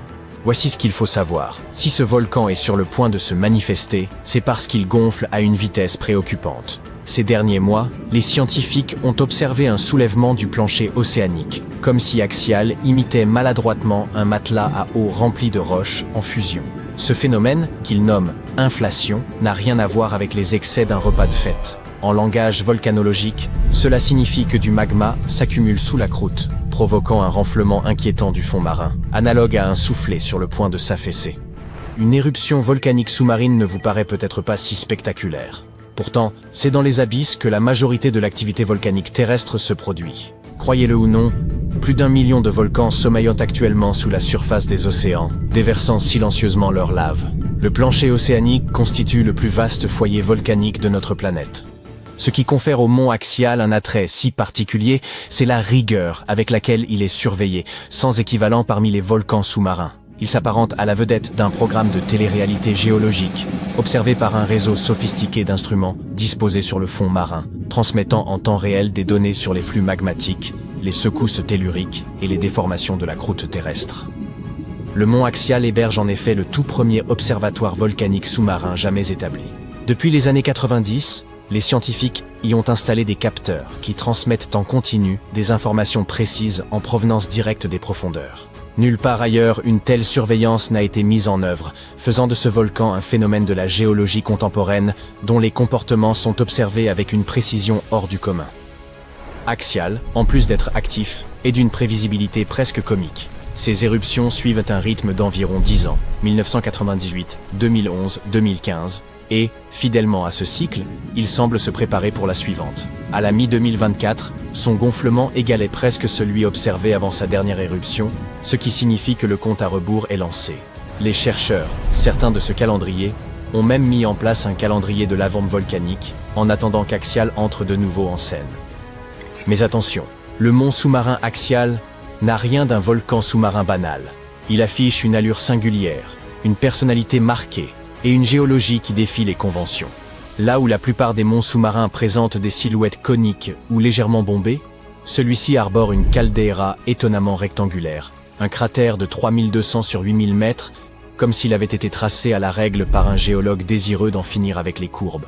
Tandis que ses homologues misent sur des contours arrondis, Axial revendique une esthétique plus avant-gardiste. La caldeira d'Axial est également constellée de fentes, d'évents, de canaux de lave et d'étranges structures en dôme s'élevant à plusieurs centaines de mètres. Le tout compose une sorte de couronne géométrique et fantasque, bien loin du couvre-chef sphérique habituellement associé au volcan. Par ailleurs, l'emplacement du mont Axial représente un véritable carrefour d'intensité géologique. Il est implanté exactement là où deux puissantes dynamiques terrestres se rencontrent. D'une part, il repose sur la ride Juan de Fuca, une chaîne sous-marine née de la séparation progressive de deux plaques tectoniques, à la manière d'une fermeture éclair qui s'ouvre lentement. D'autre part, il surplombe le point chaud de Cobb, une remontée de magma en provenance du manteau profond, qui agit comme une machine à espresso souterraine, injectant de la roche en fusion dans la croûte et alimentant toute une succession de volcans. Pour dire les choses simplement, c'est comme si deux plaques tectoniques, partenaires de danse maladroits, glissaient l'une loin de l'autre pendant que le point chaud de Cobb, tel un DJ souterrain, montait le son en propulsant le magma. Cette double influence génère un réseau de conduits complexes au sein du volcan, où les chambres magmatiques se remplissent, se vident et se déplacent selon des schémas encore mal compris. La rivalité entre l'écartement des plaques et l'afflux de magma confère à Axial une signature géologique unique et explique pourquoi il ne cesse de nous surprendre. Ainsi donc, le sommet d'Axial ne se résume pas à un simple cratère. C'est en réalité en son cœur que le spectacle devient plus étrange encore et, disons-le, nettement plus brûlant. Le volcan abrite des cheminées hydrothermales appelées fumeurs noirs, qui projettent de l'eau à des températures dépassant les 370 degrés Celsius. Il ne s'agit pas d'un simple jacuzzi sous-marin. Ces évents façonnent l'un des milieux les plus extrêmes de la planète, où des organismes déroutants prospèrent dans une obscurité totale et une chaleur suffocante. Dans ces panaches saturés de minéraux vivent de gigantesques vers tubicoles, des crabes, des colonies bactériennes et même des pieuvres. Ces écosystèmes sont totalement indépendants du soleil et de la photosynthèse. On y découvre un monde semblable à un paysage extraterrestre, dissimulé sous les vagues et alimenté par le souffle ardent du volcan. Ces communautés abyssales présentent un intérêt scientifique majeur. Non seulement en raison de leur étrangeté, mais surtout parce qu'elles pourraient ressembler aux tout premiers écosystèmes apparus sur Terre. Certains chercheurs supposent que la vie elle-même aurait émergé dans des environnements hydrothermaux semblables, il y a plusieurs milliards d'années. Les étudiés pourraient également orienter la recherche de formes de vie sur des lunes glacées comme Europe ou Encelade, où des structures analogues pourraient exister sous la glace. Lorsqu'Axial entre en éruption, se produit un véritable redémarrage naturel. La lave éradique tout sur son passage. Pourtant, quelques mois suffisent pour que la vie reprenne ses droits, démontrant que même dans les environnements les plus hostiles, la demande en immobilier ne faiblit pas. Quant à ceux qui redouteraient tant des tsunamis ou des désastres côtiers, qu'ils se rassurent, les éruptions d'Axial ressemblent davantage à une cuisson lente qu'à une explosion. La pression colossale exercée par l'eau tempère toute violence, brûlante, certes, mais contenue. Le pire qui puisse arriver, c'est que de la lave vienne tapisser le fond marin, et que quelques crabes doivent déménager. Aucun nuage de cendres, aucune détonation spectaculaire ne menace la surface. La lave s'épanche tranquillement et peut parcourir plusieurs kilomètres sous la mer. Pour les scientifiques, cette éruption représente une opportunité précieuse. Comprendre les cycles d'Axial pourrait permettre de prédire d'autres éruptions, même sur Terre. De plus, ces écosystèmes étranges donnent des indices sur la survie possible de la vie ailleurs dans l'univers. Pas mal pour un volcan qui semble surtout reposer là, avec sa forme rectangulaire. Pourtant, l'activité du volcan ne passe pas inaperçue. Elle se traduit par des milliers de minuscules séismes chaque jour. Oui, des milliers. Comme si la montagne elle-même gémissait et craquait, prête à éclater. Nous ne sentirons rien, bien sûr. Mais ces secousses aident les chercheurs à suivre les mouvements du magma et à comprendre le cycle éruptif. L'un des éléments les plus fascinants de ce récit, c'est que les scientifiques se préparent à retransmettre en direct la prochaine éruption d'Axial. Imaginez observer en temps réel un volcan sous-marin déversant de la lave fraîche sur le plancher océanique. C'est une place au premier rang pour un feu d'artifice naturel, à près d'un quart de lieue sous les mers. Cette retransmission sera rendue possible grâce à l'initiative des observatoires océaniques, qui gèrent un réseau de câbles à fibres optiques reliant directement les capteurs du mont Axial à la terre ferme. Une sorte de connexion Wi-Fi des grands fonds, prête à diffuser de la roche en fusion en haute définition. Autre fait intrigant, les scientifiques ont remarqué un curieux motif dans les éruptions d'Axial. Les trois plus récentes, en 1988, 2011 et 2015, se sont toutes produites entre janvier et avril, lorsque la Terre commence à s'éloigner du Soleil. Pourquoi cette coïncidence? Il pourrait s'agir de l'influence gravitationnelle de la Lune. En effet, son orbite provoque les marées océaniques qui font varier la pression exercée sur le fond marin, ce qui pourrait pousser la chambre magmatique jusqu'à son point de rupture. Ainsi, la Lune ne serait pas qu'une lumière romantique dans le ciel nocturne, mais aussi la plus subtile des entremetteuses volcaniques. Une certitude demeure. Lorsque l'Axial entrera en éruption, ce sera l'éruption sous-marine la mieux documentée jamais observée. Restez donc attentifs, car ce spectacle naturel vaudra vraiment la peine d'être suivi. Et qui sait, avec un peu de chance, nous aurons même droit à un ASMR d'éruption abyssale. Maintenant, si vous me permettez, je vais rafraîchir le flux en direct comme un fan attendant fébrilement la vente des billets de Taylor Swift. Voici une devinette. Quelle ville américaine est tellement populaire qu'il faut répéter son nom 2 fois? Tu l'as deviné, New York, New York. Mais le problème est que, quelle part de New York connaissons-nous vraiment? Je parle de la ville qui se trouve sous la ville. Tu oserais me rejoindre pour une visite souterraine de la Grosse Pomme? Alors, prends une lampe de poche, il va faire nuit. Nous commencerons au cœur de Manhattan, devant le bâtiment de style roman de l'Hôtel de Ville. Crois-le ou non, sous nos pieds se trouve la plus ancienne station de métro de New York, connue sous le nom de station Old City Hall. Elle a ouvert le 27 octobre 1904. Ce fut une véritable nuit de fête pour les New-Yorkais. Les gens étaient si heureux que certains ont passé toute la nuit à faire l'aller-retour dans les trains. Avant cela, les citadins se déplaçaient dans des calèches tirées par des chevaux. Pas étonnant que le métro ait connu un tel succès. Tu auras peut-être l'impression de voyager dans le temps en pénétrant dans la station de l'ancien hôtel de ville. L'architecture est impressionnante et unique en son genre. On ne fabrique plus de stations de métro comme celle-ci. Fait amusant, la station Old City Hall coûterait 6,2 millions de dollars si elle était construite aujourd'hui.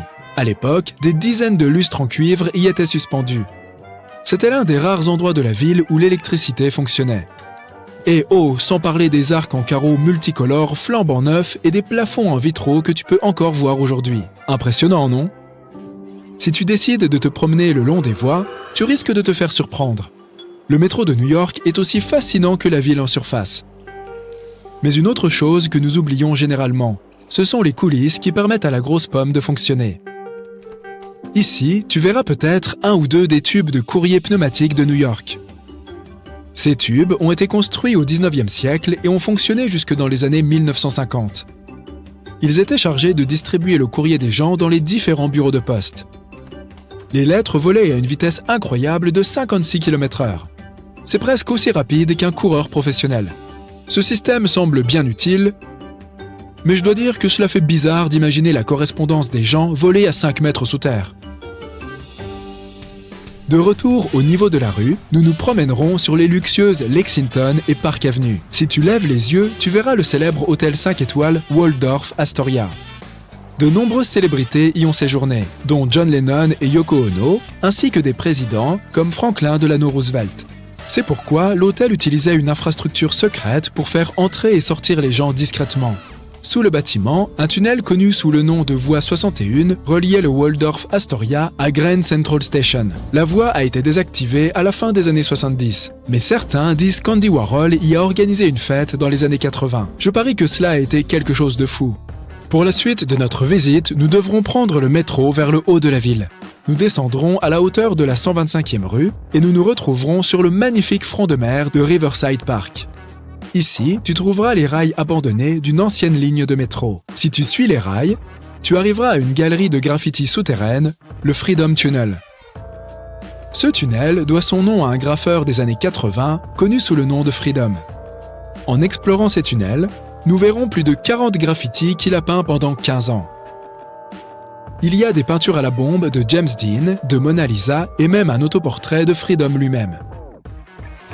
Passons à autre chose. Promenons-nous un peu dans la partie nord de NYC. En marchant dans le parc Van Cortlandt, tu auras l'impression de faire une randonnée dans le nord de l'État. Mais crois-moi, tu es toujours en ville. Sur le chemin, tu verras de grandes tours de ventilation en pierre. Ces tours faisaient autrefois partie d'une ancienne infrastructure new-yorkaise. Elles constituent les vestiges de ce qui était autrefois l'aqueduc de Croton. Dans les années 1800, l'approvisionnement en eau de la ville passait par un tunnel souterrain de 66 km de long, depuis la rivière Croton dans le nord de l'État de New York jusqu'à Bryant Park dans le centre de Manhattan. Oh oui, et je devrais probablement te dire que Bryant Park n'était pas un parc. À la place, il accueillait une structure colossale en pierre qui ressemblait à quelque chose que les anciens Égyptiens auraient pu construire. Cette structure de 2 hectares servait de réservoir d'eau pour la ville. Elle était même surmontée d'un sentier pour que les gens puissent se promener l'après-midi tout en regardant l'eau cristalline du réservoir. Maintenant, toute cette exploration t'a peut-être donné faim. Mais ne t'inquiète pas, notre prochain arrêt comprend une délicieuse récompense. Nous allons devoir quitter Manhattan pour aller à Brooklyn. Au cas où tu ne le saurais pas, la ville de New York est composée de 5 arrondissements: Manhattan, Queens, Bronx, Staten Island et Brooklyn. Crown Heights, voilà notre arrêt. Me croirais-tu si je te disais que sous ces rues se trouvent des grottes remplies de fromages affinés? C'est très parisien comme idée. Pour y accéder, tu devras te frayer un chemin à travers un bâtiment centenaire qui sert à présent de bureau. Salue tous ces gens qui travaillent dur et disparaît dans l'un des escaliers qui t'emmèneront 9 mètres sous terre. Tu n'auras pas besoin de lampe de poche pour cette visite. Les grottes sont éclairées et restaurées et peuvent contenir jusqu'à 10 000 kilos de fromage. Mais bon, ça risque de puer. C'est la principale raison pour laquelle les fromagers ont décidé d'utiliser des tunnels souterrains pour faire vieillir le fromage. Après 1 ou 2 bouchées de ce délicieux fromage, continuons. Pendant que tu es à Brooklyn, tu verras peut-être des tas de gens profiter d'une journée ensoleillée dans la piscine du parc McCarran. Cette piscine est une énorme attraction, puisqu'elle fait 3 fois la taille d'une piscine olympique. En tant que nouvel explorateur de NYC, tu pourrais même aller te baigner. Mais il y a une partie bien plus intéressante dans cette attraction. La piscine a été construite au début des années 1900, mais elle a été fermée dans les années 50. À cette époque, des explorateurs urbains ont découvert un réseau de tunnels souterrains juste en dessous de la piscine. Et bien sûr, tu peux trouver une entrée secrète et jeter un coup d'œil par toi-même. Tu y verras non seulement le système de filtration et de chauffage de la piscine, mais aussi de nombreux graffitis datant de l'époque où le site était abandonné. Super! Cette question peut paraître bizarre, mais as-tu déjà vu une vache à New York? Moi en tout cas, non. Eh bien, il y a peut-être une raison à cela. Apparemment, New York possède encore des tunnels souterrains qui ont été construits pour le transport du bétail. Lorsque New York a commencé à être envahi par les automobiles, les vaches sont devenues un fardeau pour le trafic, jusqu'à ce qu'un passage à vaches de 61 mètres de long soit construit sous la 12e rue pour transporter le bétail qui venait du New Jersey. De nos jours, tu ne pourras pas visiter cet endroit en personne, car le tunnel a très probablement été détruit. Mais les historiens ont trouvé des plans qui prouvent son existence. Pour ajouter à la liste, les archéologues ont découvert un fossile très particulier il y a quelque temps. Maintenant, imaginons que tu enlèves les couches du sol de la ville. D'abord, à 40 cm, tu trouverais une couche de fil électrique. Je parle de câbles de télévision, d'électricité et tout ça. En creusant plus profondément, à 1 mètre, tu verrais des tuyaux d'eau et d'égouts. Mais ensuite, à 5 mètres sous la surface de New York, des chercheurs ont trouvé une épave fossilisée. L'épave est située juste sous Broad Street, où il y avait autrefois des eaux peu profondes. Ils pensent que l'épave date des années 1600. Elle mesure 9 mètres de long et 8 mètres de large. Oh, et ce n'est pas tout. À l'intersection de Bowery et Canal Street, les ingénieurs sont tombés sur une pièce dont les murs et le plafond étaient couverts de miroirs. Et personne n'a encore réussi à expliquer l'existence de cet endroit bizarre. Notre visite des souterrains de la Grosse Pomme touche à sa fin. Mais nous avons fait plus qu'effleurer le sujet. Avant de terminer, profitons du meilleur de la cuisine de NYC. Un bon vieux bagel. Qui sait, peut-être que la prochaine fois, nous irons à Paris ou même à Londres. À bientôt, explorateurs. La cité perdue de l'Atlantide a peut-être enfin été retrouvée. 2 chercheurs travaillaient au large des côtes de Cuba lorsqu'ils ont découvert les ruines de ce qui ressemblait à une ancienne ville submergée. Cela s'est passé il y a environ 20 ans, et pourtant, personne n'en parle plus aujourd'hui. C'est comme si les autorités avaient pris cette information, l'avaient enfermée dans un sous-sol top secret, et avaient décidé que personne n'en saurait jamais davantage. Mais pourquoi? Eh bien, je vais vous le raconter. En 2001, Paulina Zelitsky, une ingénieure maritime, et son mari, Paul Weinzweig, ont été engagés pour explorer les eaux situées au large de la côte occidentale de Cuba. Ils avaient 2 objectifs principaux. Rechercher de vieilles épaves de navires pouvant éventuellement dissimuler des trésors comme de l'or et des bijoux, et localiser des gisements précieux de pétrole et de gaz naturel sous les profondeurs de la mer. Ils utilisaient un sonar. En gros, il s'agit d'un radar qui fonctionne avec le son. Il envoie des ondes sonores sous l'eau, et lorsque ces ondes touchent quelque chose, comme un navire coulé, elles rebondissent. Ce dispositif peut déterminer où se trouve l'objet et à quelle distance, simplement en se basant sur l'écho. Ainsi, le couple explorait le fond marin avec cet instrument, à plus de 600-150 mètres sous la surface. Et puis, soudainement, ils sont tombés sur quelque chose de bien plus intéressant que de l'or ou du pétrole. Ils ont trouvé des pierres. Pas n'importe quelle pierre. Je parle de pierres énormes, parfaitement arrangées, un peu comme une version miniature de la pyramide de Chichen Itza, ou encore mieux, comme un ensemble de petites pyramides mayas submergées. Voilà ce qu'ils ont vu, ou du moins ce qu'ils pensent avoir vu. Le truc, c'est qu'un sonar ne fonctionne pas comme une caméra. Il n'enregistre pas de vidéo, ni ne prend de vraies photos sous l'eau. Ce qu'il fait, c'est créer des images à partir du son. Et ces images ne sont généralement que des contours ou des formes. Un peu comme une esquisse floue et en noir et blanc. Il vous montre où se trouvent les objets, mais pas exactement à quoi ils ressemblent. Et c'est exactement ce qui s'est passé pour ce couple. L'instrument s'est mis à produire des images de structures en pierre parfaitement ordonnées. Et ça ressemblait vraiment à une espèce de construction urbaine. Je veux dire, le site était trop bien ordonné, trop symétrique pour n'être que des rochers réunis au hasard. Mais c'était trop beau pour être vrai. Cette découverte pourrait radicalement tout changer de ce que nous savons sur les civilisations anciennes du continent américain. Du coup, les scientifiques se sont dit qu'ils ne seraient pas responsables d'annoncer quoi que ce soit, sans trouver d'abord plus de preuves. Et c'est pourquoi ils ont décidé de retourner sur les lieux de la découverte. Cette fois, ils ont envoyé un véhicule sous-marin télécommandé pour réellement voir ce qui se trouvait sous la mer. Vous voyez?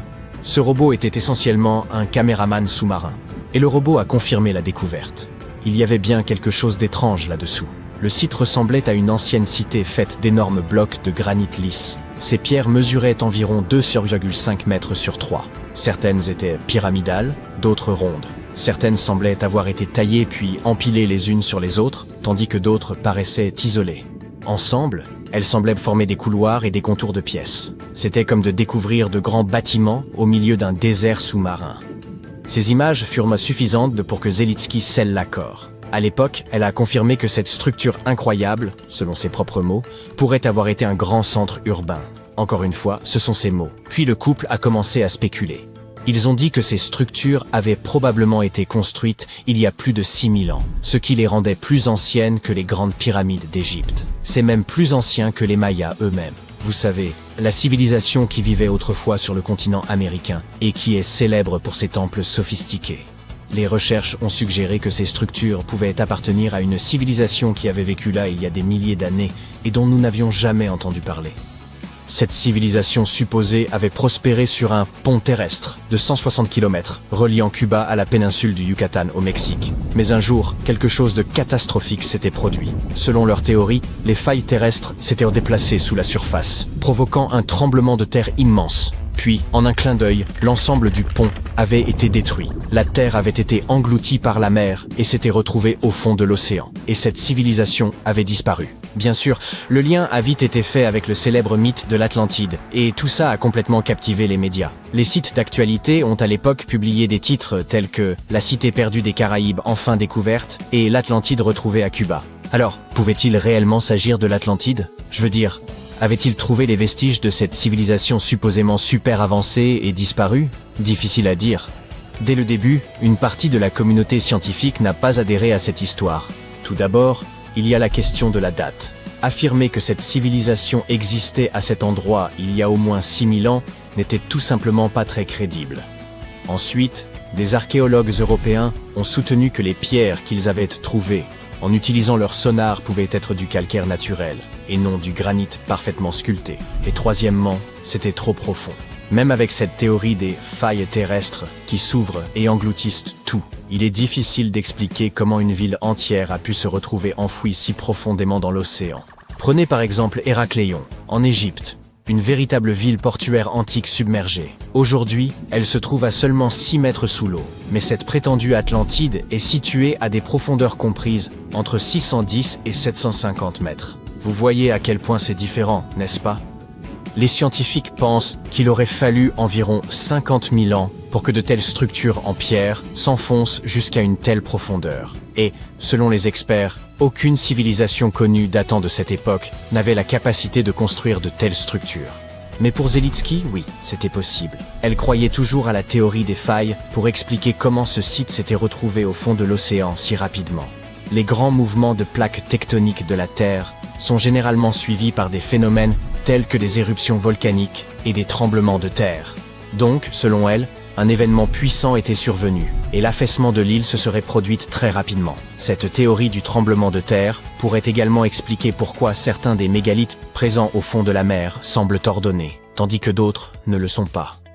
Mais pour réellement prouver tout ça, ils avaient besoin d'un robot spécialement conçu pour descendre une nouvelle fois et prélever des échantillons de roches et de sédiments. De cette manière, ils seraient en mesure de déterminer l'âge des pierres, et peut-être même de trouver des signes de vie humaine, tels que des gravures, des sculptures et des artefacts. Le problème est que percer ces structures n'est pas facile. Elles ressemblent à du granit, et forer du granit aussi profondément sous l'eau est extrêmement difficile. Mais surtout, ils avaient besoin d'argent pour le faire. De beaucoup d'argent. Peut-être n'ont-ils tout simplement jamais obtenu le financement nécessaire. Parce que même avec tout ce battage médiatique initial, on n'a jamais plus entendu parler d'exploration ou d'études sur le sujet. Et cet étrange silence a suscité beaucoup de spéculations. Certains se sont même demandé si l'histoire n'avait pas été intentionnellement étouffée, comme si les autorités avaient voulu enterrer cette découverte, comme si cette cité sous-marine avait été construite par une sorte d'être supérieur extraterrestre, et qu'on avait voulu nous le cacher. Mais à vrai dire, le meilleur argument selon lequel il s'agissait bien là d'une ville perdue, c'est que la nature n'aurait certainement pas pu construire quelque chose d'aussi symétrique. Les géologues ont essayé de trouver des explications naturelles, ou du moins des exemples similaires dans d'autres parties du monde, mais ils n'ont pas réussi. Toutefois, le simple fait que nous n'ayons pas trouvé d'explication ne signifie pas que l'hypothèse naturelle soit impossible.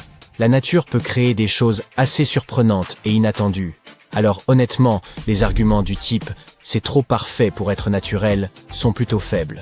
Ce qui s'est probablement passé, c'est que les experts n'étaient tout simplement pas convaincus qu'il s'agissait réellement d'une ville engloutie.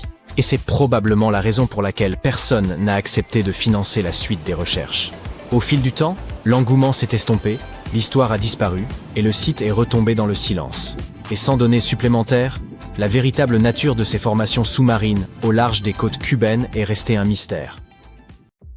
Les chercheurs ont mis au jour ce qui s'apparente à la version géologique d'un fossile de dinosaure, caché dans les profondeurs océaniques près de l'île de Pâques.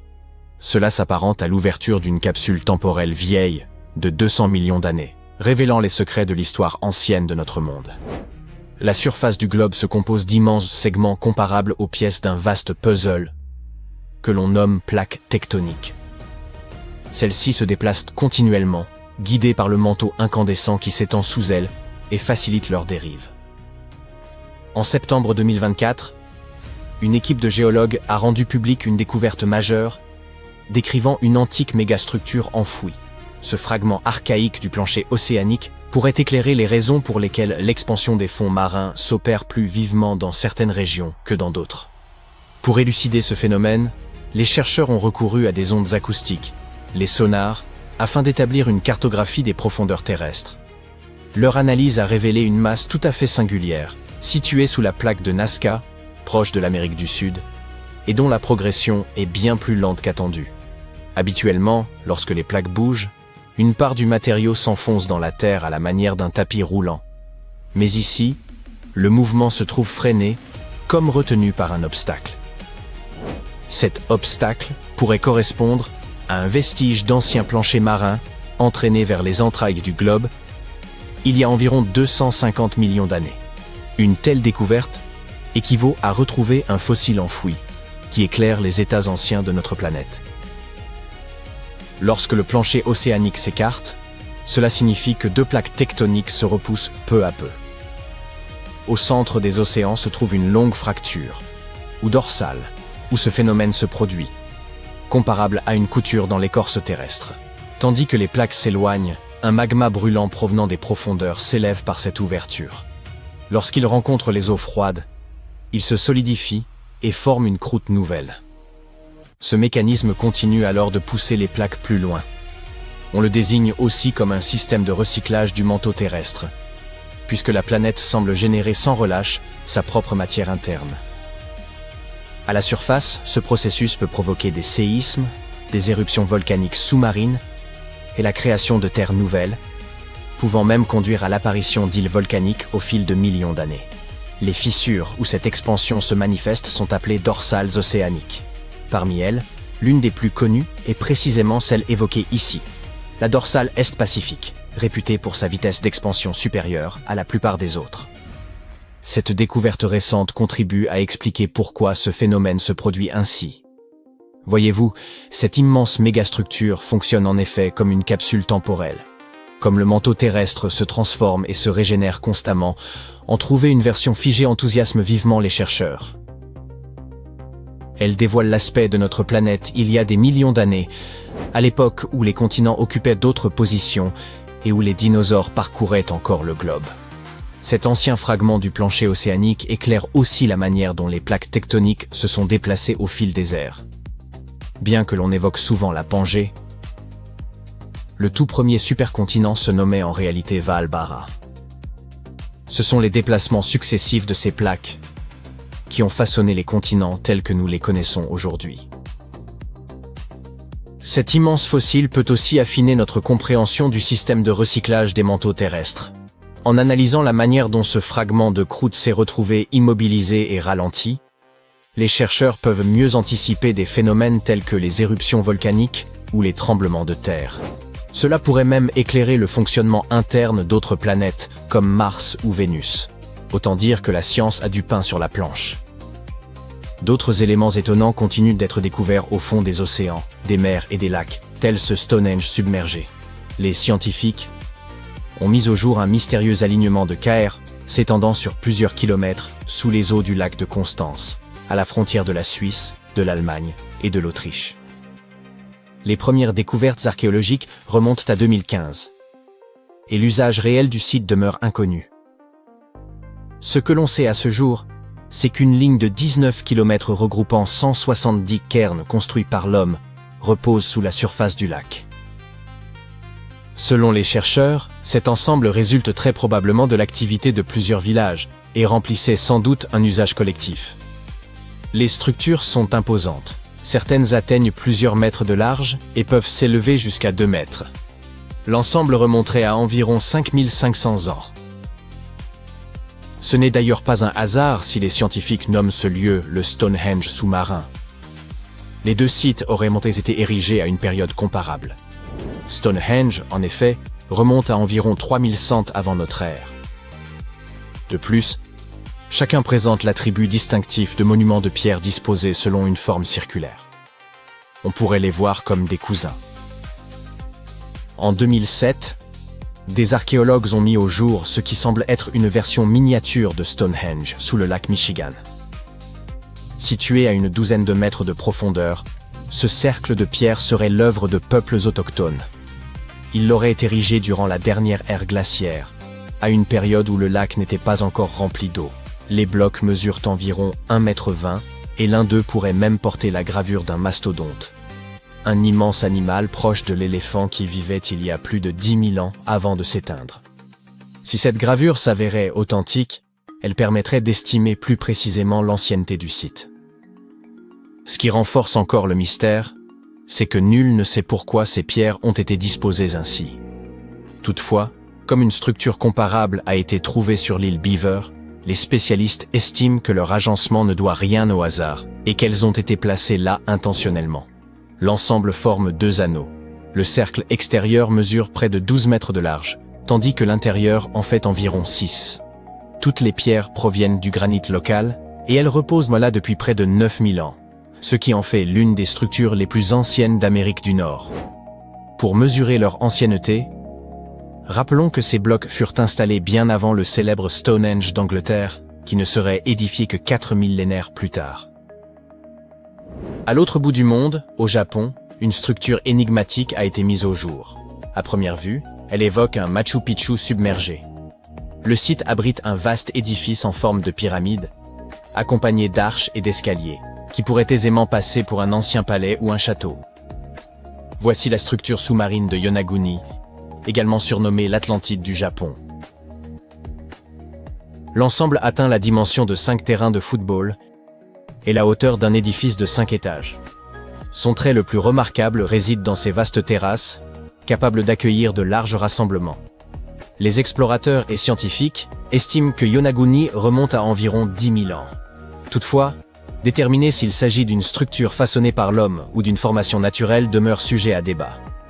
Pour le principal géologue marin du Japon, Yonaguni représenterait l'héritage d'une civilisation disparue. Il a plongé plus d'une centaine de fois ces 10 dernières années afin d'examiner les ruines. Selon lui, des indices manifestes d'activité humaine y sont présents.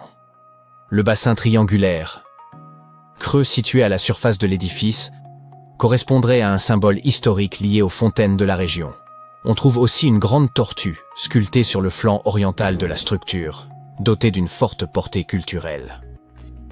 Plusieurs outils en pierre ont été retrouvés sur le site, et leur datation suggère un âge d'environ 10 000 ans. Toutefois, cette interprétation ne convainc pas l'ensemble de la communauté scientifique. Pour de nombreux spécialistes, Yonaguni résulterait plutôt de milliers d'années d'érosion. Le fait que le monument soit formé d'un unique bloc massif les conduit à penser qu'il n'est pas d'origine humaine. Ses arêtes nettes et ses surfaces planes évoquent d'ailleurs une structure naturelle semblable à la chaussée des géants, en Irlande du Nord. Un ensemble de colonnes basaltiques imbriquées qui rappellent les ruines d'un palais, bien que créé par l'activité volcanique de la région. Le pôle sud ne se limite pas à des manchots et une étendue infinie de neige. Un monde fantomatique y est enfoui. Observez, il se situe précisément ici sur le globe terrestre. Ne confondez pas l'Antarctique avec l'Arctique, qui se trouve au sommet de nos cartes, est bien plus petit et, disons-le franchement, bien moins énigmatique. La calotte glaciaire de l'Antarctique mesure de 2 à 5 km d'épaisseur, soit l'équivalent de 16 tours Eiffel empilées les unes sur les autres. Cette immense couche de glace masque les véritables reliefs et contours du sol antarctique. Nos connaissances sur ce continent mystérieux demeurent limitées, en grande partie à cause de l'omniprésence de la glace et de la neige. Nous ignorons encore la forme exacte et les dimensions précises de cette terre. Cartographier l'Antarctique sans outils titanesques est une tâche d'une complexité extrême. Les satellites, toutefois, ont appris à pénétrer la glace grâce à leurs caméras de pointe. Aujourd'hui, nous savons qu'un paysage ancien, colossal et spectaculaire repose sous cette neige, une sorte de fantôme du passé. Il y a environ 90 millions d'années, L'Antarctique était un lieu bien plus chaud. Ce territoire abritait une forêt tropicale luxuriante, riche en espèces végétales et grouillante de vie. Des rivières y coulaient, dessinant un paysage foisonnant. Puis la glace a tout recouvert. Ce bouleversement a eu lieu il y a environ 34 millions d'années, lors de la transition de l'Éocène à l'Oligocène, une période marquée par un refroidissement significatif de notre planète. C'était le début de l'une des nombreuses ères glaciaires. La Terre subsista, mais fut ensevelie sous une couche de glace et de neige de plus en plus épaisse. Pour l'œil non averti, l'Antarctique est devenu un désert blanc, vaste, uniforme et dépourvu de relief. Les millénaires passèrent, et l'épaisse calotte glaciaire continua de se mouvoir, polissant et transformant le sol. Au fil de millions d'années, elle modifia l'apparence du continent. Aujourd'hui, si l'on examinait le sous-sol, il ne subsisterait pratiquement aucun vestige du pôle sud originel, à une exception près. Dans les régions où la glace est exceptionnellement épaisse et presque immobile, comme en Antarctique orientale, elle joue un rôle inverse. Elle agit comme une couverture particulièrement dense qui protège le sol. En temps normal, des facteurs tels que le vent ou la pluie érodent progressivement le sol, modifiant ainsi sa forme au fil des siècles. Cependant, grâce à cette couche de glace protectrice, ces processus naturels ne parviennent pas à atteindre les strates sous-jacentes. Ainsi, le sol est demeuré presque intact pendant des millions d'années, comme s'il avait été figé dans le temps. Cette zone spécifique, située près des bassins subglaciaires d'Aurora et de Schmidt, est désormais surnommée le spectre du paysage antarctique. Cet endroit est resté presque intact depuis qu'il a été recouvert de neige. Il y a 34 millions d'années. Il constitue une empreinte historique unique, capable de révéler l'apparence du sol de l'Antarctique avant qu'il ne devienne ce désert glacé. Lorsque les scientifiques ont exploré l'Antarctique orientale, ils ont mis en évidence un fantôme fascinant. Des traces de rivières anciennes, diverses vallées, de petites îles énigmatiques, ainsi que 3 vastes formations terrestres en forme de U. Mais que signifient-elles exactement? Comme vous le savez, les continents de notre planète sont en mouvement constant, glissant sur un manteau de lave en fusion, comme des céréales dans un bol de lait. Au fil des époques géologiques, ils se sont rassemblés et séparés à maintes reprises. Il y a plusieurs centaines de millions d'années, un supercontinent nommé Gondwana réunissait plusieurs terres, dont l'Antarctique, qui formait alors une masse unique. Cependant, lorsque le Gondwana s'est fracturé, l'Antarctique a été soumis à de puissantes forces tectoniques. Des fragments de son territoire ont été arrachés les uns des autres et dispersés. C'est ainsi que se sont formés ces grands blocs de terre dissimulés sous l'épaisse couche de glace. Aujourd'hui, les scientifiques souhaitent approfondir l'étude de ce fantôme. Pour cela, ils envisagent de forer la glace, un peu comme on utilise une paille pour atteindre le fond d'un épais milkshake. Cette méthode leur permettra de prélever des échantillons de roches et de sédiments en profondeur, afin d'en apprendre davantage sur l'histoire et le climat de notre planète. L'Antarctique serait le 5e plus grand continent du monde, surpassant l'Europe entière ou l'Australie en taille et rivalisant avec l'ensemble de l'Amérique du Sud. Outre l'Antarctique orientale déjà évoquée, il abrite d'autres régions emblématiques, comme la péninsule antarctique, le pôle Sud, l'Antarctique occidentale et la mer de Ross. Ce continent est en quelque sorte un immense terrain gelé, dont les paysages mystérieux et enfouis restent moins explorés que ceux de Mars. Ce que nous savons avec certitude, c'est que sans sa couverture de glace, il révélerait un monde riche en relief, composé de vastes montagnes, de gigantesques canyons et même de volcans en activité. Certains de ces volcans, d'une taille colossale, émergent au-dessus des épaisses couches de neige. Rien qu'en Antarctique occidentale, on en dénombre au moins 138, bien que seulement 8 ou 9 soient encore actifs aujourd'hui. L'un des volcans les plus fascinants est le mont Erebus, le plus méridional du continent et également le plus élevé, culminant à environ 4000 mètres. Sous l'épaisse calotte glaciaire, ce géant abrite des cavernes sous-volcaniques d'une beauté exceptionnelle, où les températures sont suffisamment douces pour rester en t-shirt. La péninsule antarctique s'apparente à un assemblage d'îles montagneuses profondément enfouies sous la surface. Elle est composée de roches volcaniques, relativement récentes, faisant partie de l'anneau de feu du Pacifique. Un cercle gigantesque, regroupant des volcans et des zones sismiques autour de l'océan Pacifique. L'Antarctique orientale, quant à lui, représente une région immense, presque aussi vaste que l'Australie. Il s'étend de la côte est du continent jusqu'au pôle sud. Sous ces glaces, on trouve des formations rocheuses extrêmement anciennes, dont certaines se situent dans la zone évoquée plus tôt. Vous savez sans doute que l'Antarctique est presque totalement dépourvu d'humains. Rien d'étonnant à cela, au regard de la température moyenne avoisinant les moins 43 degrés Celsius. Mais malgré ces conditions extrêmes et la désolation de l'endroit, la vie persiste. Et devinez où? Dans les profondeurs de la Terre. En 2017, des chercheurs ont découvert des traces d'ADN d'algues, de mousses, et même de petits animaux inconnus dans de profondes grottes. Cela prouve que, malgré des conditions aussi hostiles, des écosystèmes uniques parviennent à prospérer dans des poches de chaleur isolées sous la neige. Une autre découverte incroyable a eu lieu sous la plateforme de glace de Ross, un écosystème florissant au sein d'une rivière souterraine. Les scientifiques soupçonnaient depuis longtemps que des lacs et rivières d'eau douce pouvaient exister dans le sous-sol antarctique. Un jour, un satellite a détecté une faille, et après avoir décidé de l'explorer, ils ont utilisé une foreuse alimentée par de l'eau chaude pour fondre la glace et s'y engouffrer. À leur arrivée dans ces profondeurs, ils ont plongé une caméra dans l'une de ces rivières cachées. Au début, ils pensaient découvrir simplement des rochers ou des formations similaires. Mais au contraire, ils sont tombés sur des centaines d'amphipodes, de minuscules créatures ressemblant à des crevettes. Les petites créatures se sont immédiatement regroupées autour de l'objectif, obstruant la caméra et empêchant les scientifiques de mener les observations prévues. Cela peut prêter à sourire, mais confirme qu'il existe bel et bien un écosystème au cœur de l'Antarctique. Les chercheurs prévoient désormais de l'explorer en profondeur. Et tout cela n'est là que l'affleurement de ce mystérieux monde souterrain. Sous la neige, ce continent cache également le canyon le plus profond, situé sous le glacier Denman. Bien que la fosse des Mariannes demeure le point le plus profond du globe, il convient de préciser que, géologiquement, elle appartient à la croûte océanique. En 1958, des explorateurs ont mis à jour une vaste chaîne de montagnes enfouies sous la glace, comparable aux Alpes en termes d'altitude. Cette chaîne s'étend sur près de 1200 km, avec des sommets culminant à 2700 mètres d'altitude. Et cette splendeur est ensevelie sous des tonnes de glace. Qui sait ce que nous pourrions encore découvrir ici? L'Antarctique abrite environ 60% de l'eau douce de la planète. Cela signifie qu'une fonte totale de ces glaces aurait des conséquences dramatiques.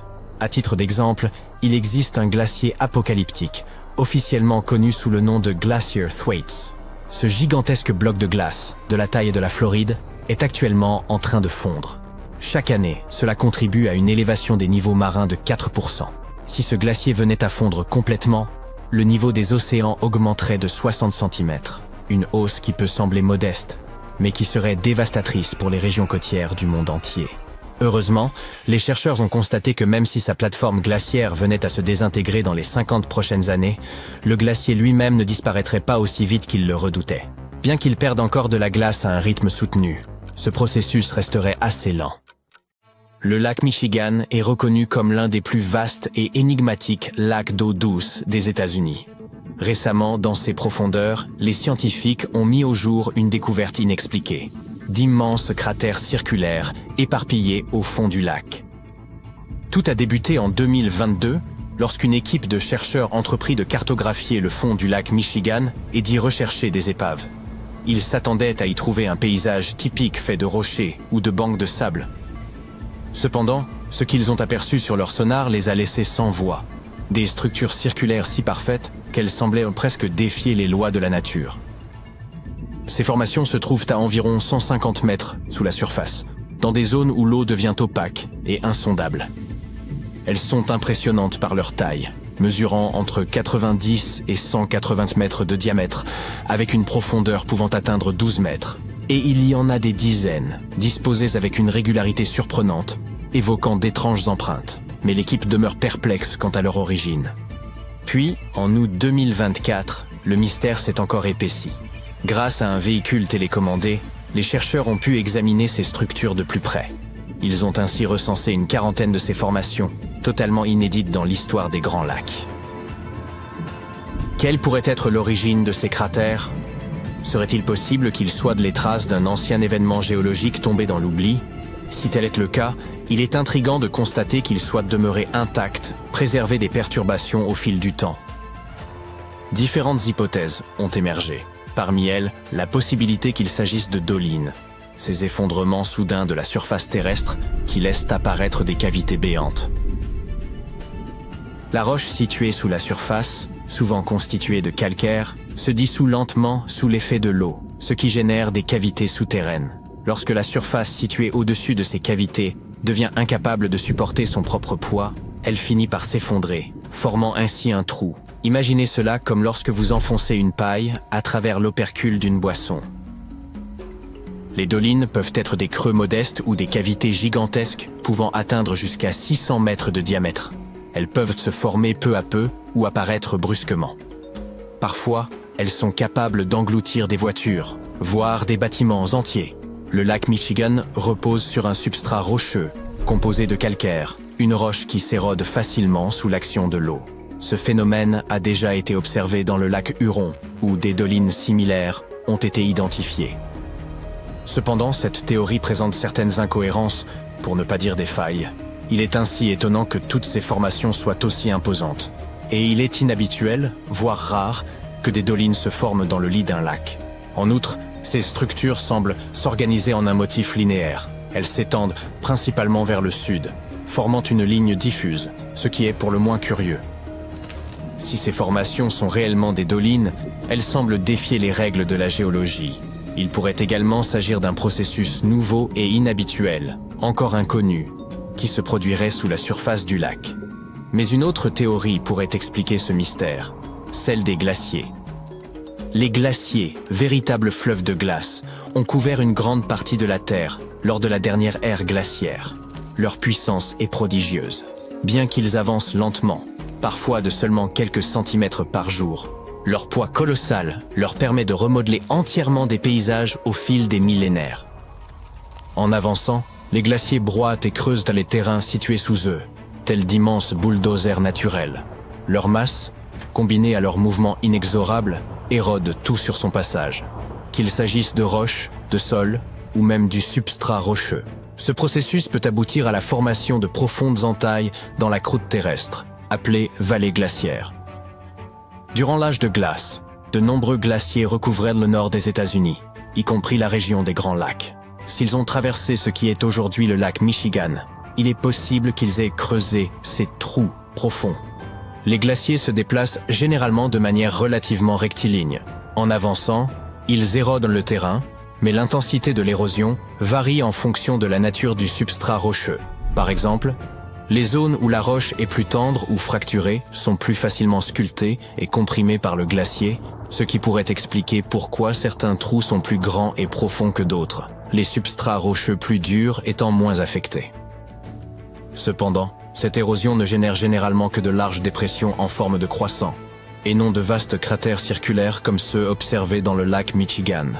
Une fois les glaciers fondus, les grands lacs se sont formés. Si les cratères se sont effectivement le résultat de l'activité glaciaire, il est possible qu'ils aient été submergés, devenant ainsi partie intégrante du lac Michigan. Mais cette théorie reste spéculative et nécessite davantage de preuves. Il existe toutefois une autre dimension à ce mystère. Ces cratères ne sont pas seulement des formations intrigantes. Ils pourraient en réalité renfermer de précieux indices sur les premières formes de vie terrestre.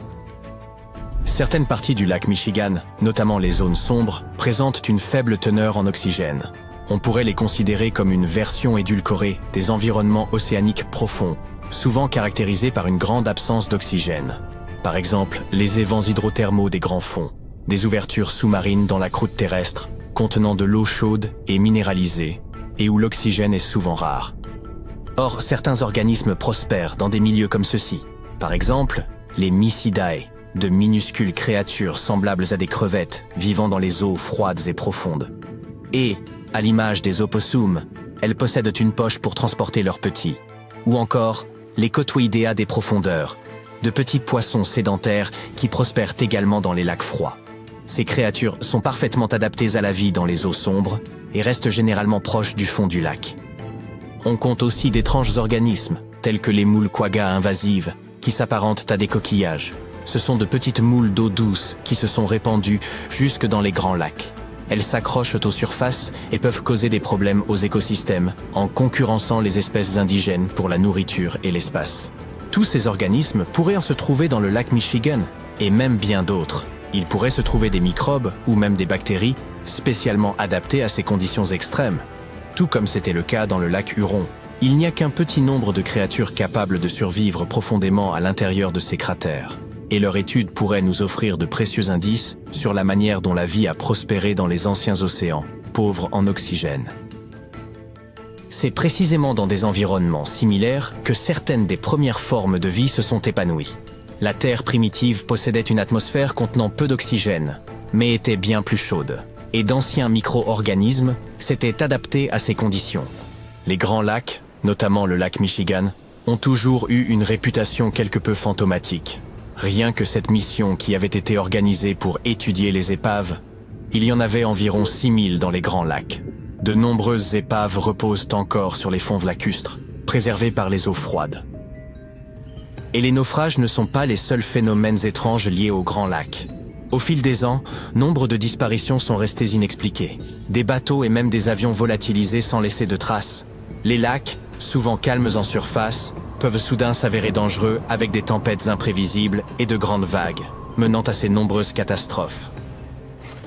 Sans même parler de toutes les choses effrayantes observées là-bas au fil des siècles, comme les lumières fantomatiques au-dessus de l'eau ou des phénomènes météorologiques étranges, tels que des brumes inquiétantes qui semblent surgir de nulle part. En 2007, une structure préhistorique, ressemblant un peu à Stonehenge, a même été découverte dans le lac, bien qu'elle soit beaucoup plus petite. Il se trouvait à environ 12 mètres sous la surface, au cœur de la baie de Grand Traverse. On estime qu'il aurait près de 9000 ans, soit bien plus vieux que Stonehenge. Il semble être une empreinte de ceux qui ont vécu dans cette région il y a des millénaires. Ces pierres massives sont disposées selon un motif sinueux s'étendant sur plus d'1 kilomètre. Elles varient en taille, allant de celle d'un ballon de basket à celle de voitures compactes. Cependant, l'une d'entre elles se distingue particulièrement. Un rocher mesurant entre 1,10 m et 1,20 m de hauteur pour 1,50 m de large, orné de l'image d'un mastodonte. Une créature qui parcourait la Terre il y a environ 11 000 ans avant de disparaître. Il est probable qu'il se soit enfoncé à cet endroit à la fin de la dernière ère glaciaire, mentionnée un peu plus tôt. Cette période a profondément remodelé la région. Tandis que cet emplacement est aujourd'hui submergé, il s'agissait à l'époque de terre ferme. Ces pierres semblent donc avoir été créées par les gens qui habitaient dans les lieux, bien que leur fonction reste incertaine. Marquait-elle un terrain de chasse? Ou bien s'agissait-il d'un ancien calendrier? Qui sait? À peine 15% du fond des grands lacs a été exploré. Aujourd'hui, les scientifiques s'apprêtent à mener des recherches beaucoup plus approfondies, tant sur le plan littéral que métaphorique. Ils souhaitent analyser le fond du lac qui entoure ces cratères, dans l'espoir que certains éléments présents dans leur environnement aient pu être à l'origine de leur formation. Ils mènent des initiatives telles que le Lakebed 2030, visant à cartographier l'ensemble du paysage sous-marin. Cela nous permettrait d'en apprendre énormément sur le lac Michigan et le passé de notre planète. Qui sait quels secrets ces eaux sombres pourraient encore nous révéler ?